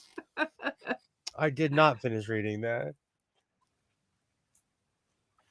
Holy cow. If you walk around with booze in PA, your face will be all over the papers. Besides the public drunkenness, we work hard to clean up litter, and booze containers are one of the biggest types of litter. Yeah. Vegas is a different planet as well. In Vegas, you can walk, and it's not just in Las Vegas, in Henderson, and all the towns. I've been to the weird little biker towns. Like you can walk around with booze in your hand. Ooh. Nevada is a different planet, though. Much like Florida, they have really open laws like that. But Florida, like you said, I like what you said, though. They are reaping the benefit. I mean, they are now reaping the benefits of their own making. They allowed this to go on. Mm. They encouraged for years. You know, I know it's not like old school MTV Spring Break. I know Ed Lover and Dr. Dre aren't down there, but people still party down there. You know. Do you think it's wrong that they abruptly are cutting people off? You can't park near any of the beaches anymore. The cops are extensively searching people. They are literally trying to deter people from going there. But these places are built as some of the biggest tourist traps in America. West Yeah. Palm Beach, Florida. Are you kidding me? If you take a Disney cruise, if you end up in Florida, when you get off your boat, you have to remember where you are because there's like 15 cruise boats there. There's like 15 boats there. I've never been a big fan of all or nothing. And I also don't like when people freak out after the fact for something that they should have dealt with along the way. And so I don't I don't agree with this, but then on the other hand, I am not in Florida. I'm not having to deal with this problem. So, my armchair from far, far away. I feel bad. You know what? I'm gonna say it. Like, I had hardcore experiences, so I feel sorry for the kids who never partied on St. Padre Island, for the kids who never like experienced certain things like that. In Florida is and was one of the greatest spring break destinations. So these Now, kids are not gonna get to know Atlanta. I went to an actual college freaknik and it was an eye-opening experience. I was 22 years old. It was a while ago, but I sat there the whole time, like the entire time. But it was an experience. do you think that they could have done some things so that, so that it could still be like a fun party place without being the bacchanal that it turned into? Like, do you think that there are some things that they could have done rather than this all or nothing approach? I think they tried over the years and they ticked off the residents so much that they came full militant style. Because, I mean, as you say, it like, I don't know, what is this going to do to their bottom line? I couldn't imagine Hollywood telling people not to come there. It's one of the biggest tour traps on this side of town. Mm-hmm. They literally recreated the diner in Pulp Fiction. It's on Wilcox in Hollywood. If you're bored, make 3 lefts. You'll find it. It's literally off of Hollywood Boulevard. Florida is gonna be under. But technically, so will like San Diego all the way to like Ventura too. Yeah, that's another thing we should have done something about a long time ago. And you know what? The other night, I still can't believe you poo-pooed on my living at the beach dream. Oh, well, no, I just was cautioning which beach and, how high and all of that. I want to live. I don't know. I have this weird thing where I want to live on the beach, but I'm scared of being. It's because I've watched The Abyss too many times as a kid. Huh? You haven't seen The Abyss? I have, but clearly I need to refresh my memory. What I am don't I? want to get. I don't want to spoil it now. But at the end, I see if I have to But explain it, it would spoil the end. all right, I'll bump that up on my list of movies to rewatch. I really loved that movie. Same. I But I don't remember a beach house. when I lived in Portland, I had rabbit ears, and so I would obsessively buy DVDs, and I still have all of them. But The Abyss was my movie. That was like, because you get a movie, and and kids, rabbit ears are these things that we used to tune in to get free channels. And so I went and got a cheap DVD player and just would obsessively. I bought every movie I ever wanted to see, or I couldn't remember. From a kid, when you're a kid, you see something, but you really don't remember it. Mm. Like the first movie, The Day After, I watched it and I'm like, this is way scarier as an adult than it was ever as a child. The first one, The Day After Tomorrow, is the Jake Gyllenhaal remake. But the original is a hardcore, scary movie. Channels on my TV where you had to get up and change the channel. I was the youngest, man. I was a remote. Those were tough days, man. Those were tough. I saw a meme the other day. Oh, it was something like, you kids have it easy. When I was a kid, I had to walk 10 feet across shag carpeting to change the channel. Hey, that's real. And I was the youngest in a big family. They're like, go change the channel, boy. Exactly. Ah. I think sooner than that. People just, you know what? It's a personal thing about Florida. People just don't like Florida. If you had a dial, you were rich. Most people broke the dial and had a pair of vice grips permanently clamped. That takes me back. My first TV I had as a child, I remember I told my dad I wanted a television in my room. He said, okay. He gave me a black and white television that had 13 channels and vice grips that changed the channels. Oh, yeah. And that's, and when by the time I was around, color TV had been around for 20 something years. Oh my. Wow. The When, things and you you know what? forget Now about. I'm curious about that. Alexa, when was the first color television invented? The first color television was invented by John Logie Baird in the year 1944. Alexa, when was the first color television broadcast? The first practical color television system was showcased by John Logie Baird in 1944. That does not answer my question, A word. I love watch. There's a thing on it's on YouTube. It shows Australian television when they went, and also Dutch television when they went from black to white. I love it. I love watching that. Because they go from black and white, and this one guy was like, "No, I don't want to do it. I don't want any changes." And he's like, "Oh, I look good." Like even by today's standards, it's hilarious. Yeah, it's concerning. Because it's, this is not a surprise, people. I had a color TV in 1982. We had color in the 70s. Yes, I am that old. Ask it when the first. Alexa, when was the first color TV sold? From colorsidea.com. The first color television was sold to the public in 1954. Is that right? Ask when the first broadcast was. It said 1948 because the guy who invented it, obviously. Oh, excuse me. Well, I think part of the trouble is that a lot of, even though there was color, there were color televisions and there was color broadcast, a lot of television was still done in black and white.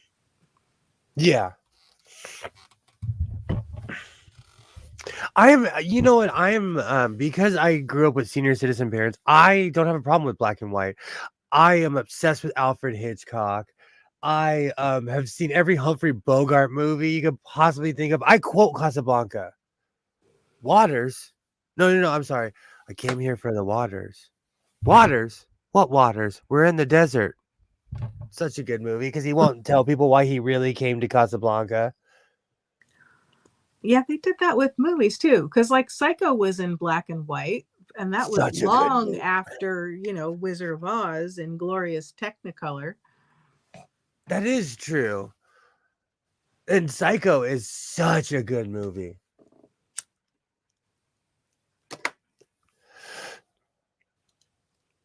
It sounds right. They were very limited use back then. Most was black and white until 70s-ish. I watch a lot of sports highlights, and it's weird to me how they'll have a hockey highlight from like the 60s, but it's in color. They had color programs in the 60s. Oh, sorry, Kilroy had a good idea. Ask when the first color TV show. Alexa, when was the first color television broadcast? The first color television broadcast was in 1944, when John Logie Baird first showcased his practical color television system. John Logie Baird. Your practical television system didn't get used until like 10 years later, bud. I'm calling people bud. It's time to park this ship. I'm calling the A word bud. Because usually that thing's a lot more accurate. It is not giving me answers tonight. A word has a bee in its bonnet. It definitely does. And I want to know what troll comes in here and turns down my A word every evening. Maybe it's young Mr. Selling. No, I have crazy cameras, and he falls asleep, and I'm the one creeping around here at night. I'm the one doing laundry at 2:30 in the morning. I love black and white. Color looks pretty, but black and white tells a story. Absolutely. I would always say that that's my one thing about old school movies. If you look at the movies, look at the set. Somebody built that by hand.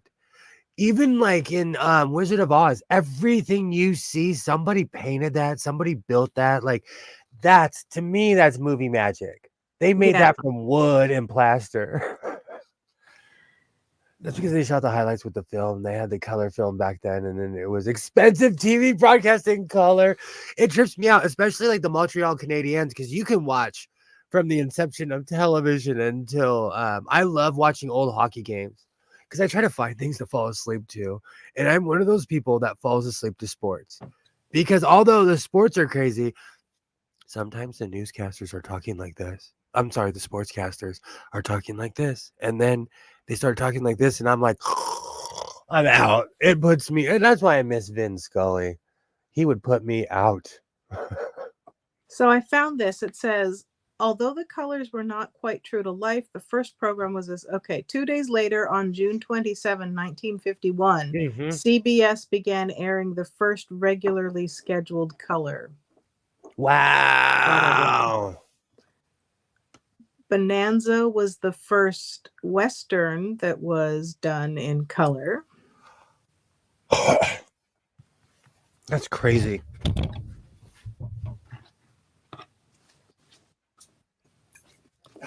And all of that, I already gave my If You Live in LA spiel. All that is still on television right now. And because of Kilroy, I now obsessively watch Hawaii Five-0, and it's on like 3 different channels. I'm on like 2 different seasons right now on a bunch of different channels. And Waterne and I are going to start watching Alf in Spanish. Sí. Posiblemente. It helps.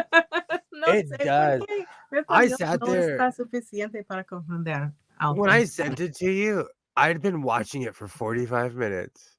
And it dawned on me. I was like, oh, I'm watching this in Spanish. Like, and it just dawned on me. It helps. It helps. But your comprehension is better than mine. You know more Spanish than I do. Only because I was immersed in the culture. It I was was immersed, but it was only for 6 weeks. I was in one place for 6 months and in another for like 7. Mm-hmm. So I spent a year. It was sink or swim.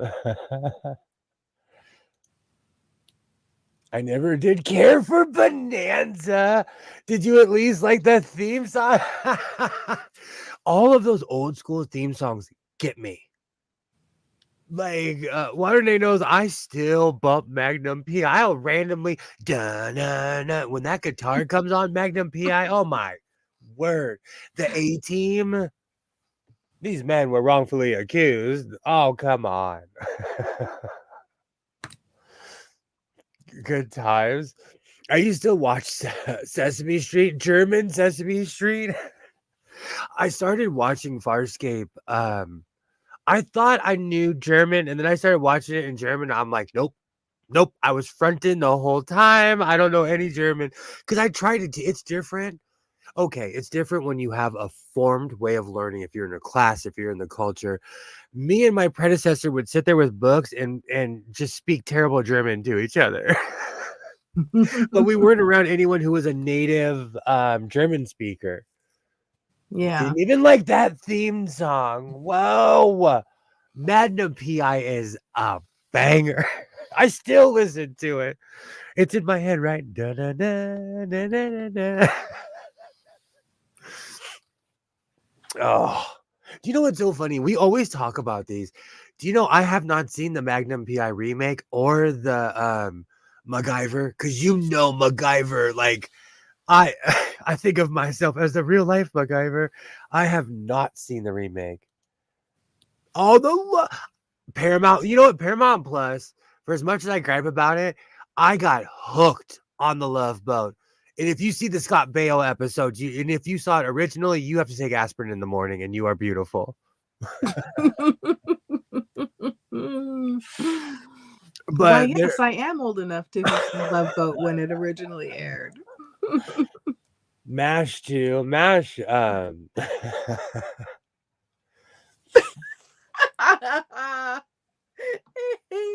Alibaba, I loved the count, but I did get a little frustrated sometimes with his slow counting. Yeah, Cal would drive me crazy. And his bat friends. Oh. And Oscar the Grouch is a real person. We had one in my neighborhood. Oscar the Grouch. Sesame Street taught you to be nice to the guy living in a trash can. We had a real life Oscar the Grouch. Except for he was he wasn't. No, he was the real life because he was drunk all the time. Like, oh man. Oh yeah. We had a real one around here. See, Sesame Street was out there teaching people life lessons. Be nice to the green guy. Be nice to the green, matted, furry guy. And then poor Big Bird. Nobody ever believed him about Snuffleupagus. Okay. Nobody saw him. Felt so bad. Did you ever see the Sesame Street movie? No. When they you haven't seen the 80s Sesame Street movie? Is it the 80s? It's a horror film. Big Bird gets put in a cage. Oh, it's a horror film.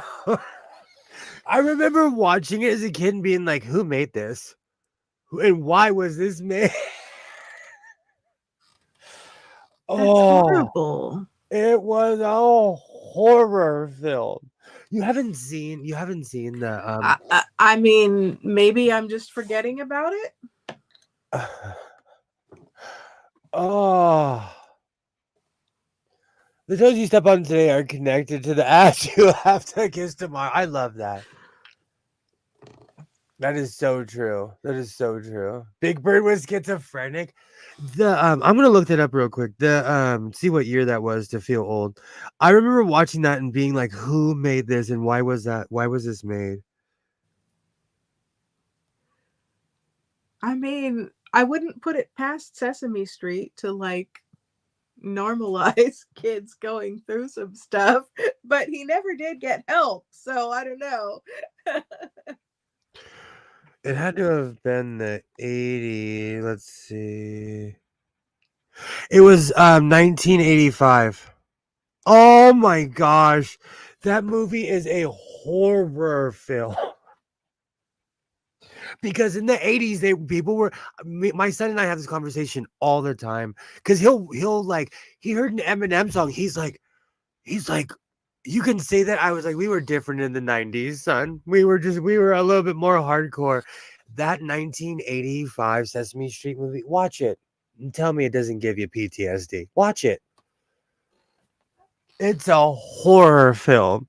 It's like Big Bird comes to the real world. Oh. I remember watching it and being like, why are you doing that to Big Bird? Oh, man, I knew it was going to age myself. It's a hardcore movie. Oh dear. I don't think I need that kind of trauma in my life today. And it has that 80s edge to it where you're like, is this a kid's film? I need to check the age on this. But again, we were different. It was just a different time. We had different tolerances, like everything. Like there were things, we're more reserved now than we were back then, and things were repressed back then as far as television. But our television is all these crazy things, but really we're way more conservative now than we were back then. The Muppets had that hippie band. It's crazy. So if you're in a safe place, watch that movie. If you're not, don't watch that movie. Yeah, I'm gonna skip on that. Was true. 1985 Sesame Street movie was a horror film. Changed my mind. Ernie and Bert, yeah. And then the hippie band, and then the two old bullies in the opera seats. Yeah, they were not nice guys. Is that the Peanut Gallery? Because I always there's someone that I absolutely love and adore, but I'm always like, oh, that comment came from the Peanut Gallery, and I know Yeah. you told me what the true definition was. Mm-hmm. Trying to end Yeah, this. I Like, was horrified when I heard that, and I don't know if that's someone like retconning and like making it up, and it never actually meant that, but I would believe it. It was all too believable. So I don't know. people are a lot more homogenized nowadays. Got to fit in no matter how bad it makes you feel. It's like the 90s, but amplified. Makes me sick. Yeah. I agree. That's why, like, I come as, now I have Nirvana stuck in my head, but come as you are. I constantly tell people I'm from the suburbs because I want them to know where my point of reference is coming from. Just, don't try to pretend to be something that you're not. I agree. Yeah. And if you are, be the best version of it. Don't be the stereotype. And if you embrace something that's not yours, invest in it instead of just jumping on the stereotype. Now Don't be afraid to enjoy things. Come as you are, as you were. I don't know if I can listen to that. I don't know if I have the emotional space to listen to that tonight. Oh, man. I was never a big Nirvana fan. Were you ever into Soundgarden, Pearl Jam, any of it? I like some Soundgarden songs, depends on the song. I wasn't into Pearl Jam. I didn't Really? well, okay, I'm gonna say something that sounds terrible because he seems like a genuinely nice guy. And like nothing against him, he's very talented, but the tone of his voice does not appeal to my personal taste. It's personal taste. This is not a criticism. I'm sorry, I don't care for Eddie Vedder singing. And I was just about to say Eddie Vedder creeps you out. And yes, Well, no, kids, I have a real life. There's magic in here. And I just don't have real CDs. I have bootlegs from Napster. Like, I am not the Far Side Sideways. I pulled that off of Napster 20-something years ago. Oh, goodness. It's not that he creeps me out. It's not to my taste. Wow. He's very talented. It just doesn't appeal to my ears. But he probably wouldn't like my singing, so there you go. I followed him to other bands. Like, see, I knew I have Soundgarden right here. That's the one with Black Hole Sun. Oh, and of course I flashed freaking bored. Oh, it's that kind of night. I flashed that before they were stars that you used to get if you order stuff off of a certain site, they'd send you a gift. Oh, it's that kind of night. I just flashed on YouTube. Great times here in the House of Sewing. Man, this is the See, I don't know if anyone saw it. They might not have noticed if you hadn't pointed it out. Oh, we'll know in the morning if the stream's taken down. This is where the magic happened, kid, right here. Let me scream before I flip. Oh, after all that excitement. All right. So we've gone around Jupiter twice. I hope everybody's had a great evening here in the House of Sewing. Please do not forget to tip your waiter and waitress on the way out. I'm going to go back and replay it. It's a freebie from like, I throw nothing away. It's a freebie from a different era. I had a CD binder like that. It got infested with mold. I had to burn it, including the CDs. That's so sad. That's awful. This, I found, because my parents are hoarders too. I found this and my mom was like, yeah, it's yours. I was like, thank you very much. It is 1997 again. And I walked out. This was a while ago, but I love that book. I absolutely love that thing. Well, it's Wednesday. I will be back at it on Saturday. I hope everybody had a good time. It's been a crazy, wild evening. I want to thank everybody. Kawhi Bree showed up. Let's go back. Oh, Stephen Walsh, welcome to the House of Sewing. You are welcome here at any time. Rashawn, you are absolutely amazing. Kilroy's, as always. The legendary Polished and Assembled. Joy, Kawhi Bree, thank you. Mona as well. Butterfly. I want to thank everybody for being here tonight. You guys are absolutely amazing. I'll be back at it on Saturday. You're safe. You can't see anything. Okay, good. See, that's what I said. No one would have noticed, but now you pointed it out. Told everybody. I'm a grown man. I hope everybody has a great evening. I'll see you guys again on Saturday when I have Tales from the Thrift Store. I hope everybody enjoys themselves. If not, go back and watch my videos. I'm goofy. So until Saturday, until then, I hope everybody enjoys themselves. And like I always say, reinforce your seams, be yourself, and I will definitely see you next time. Bye.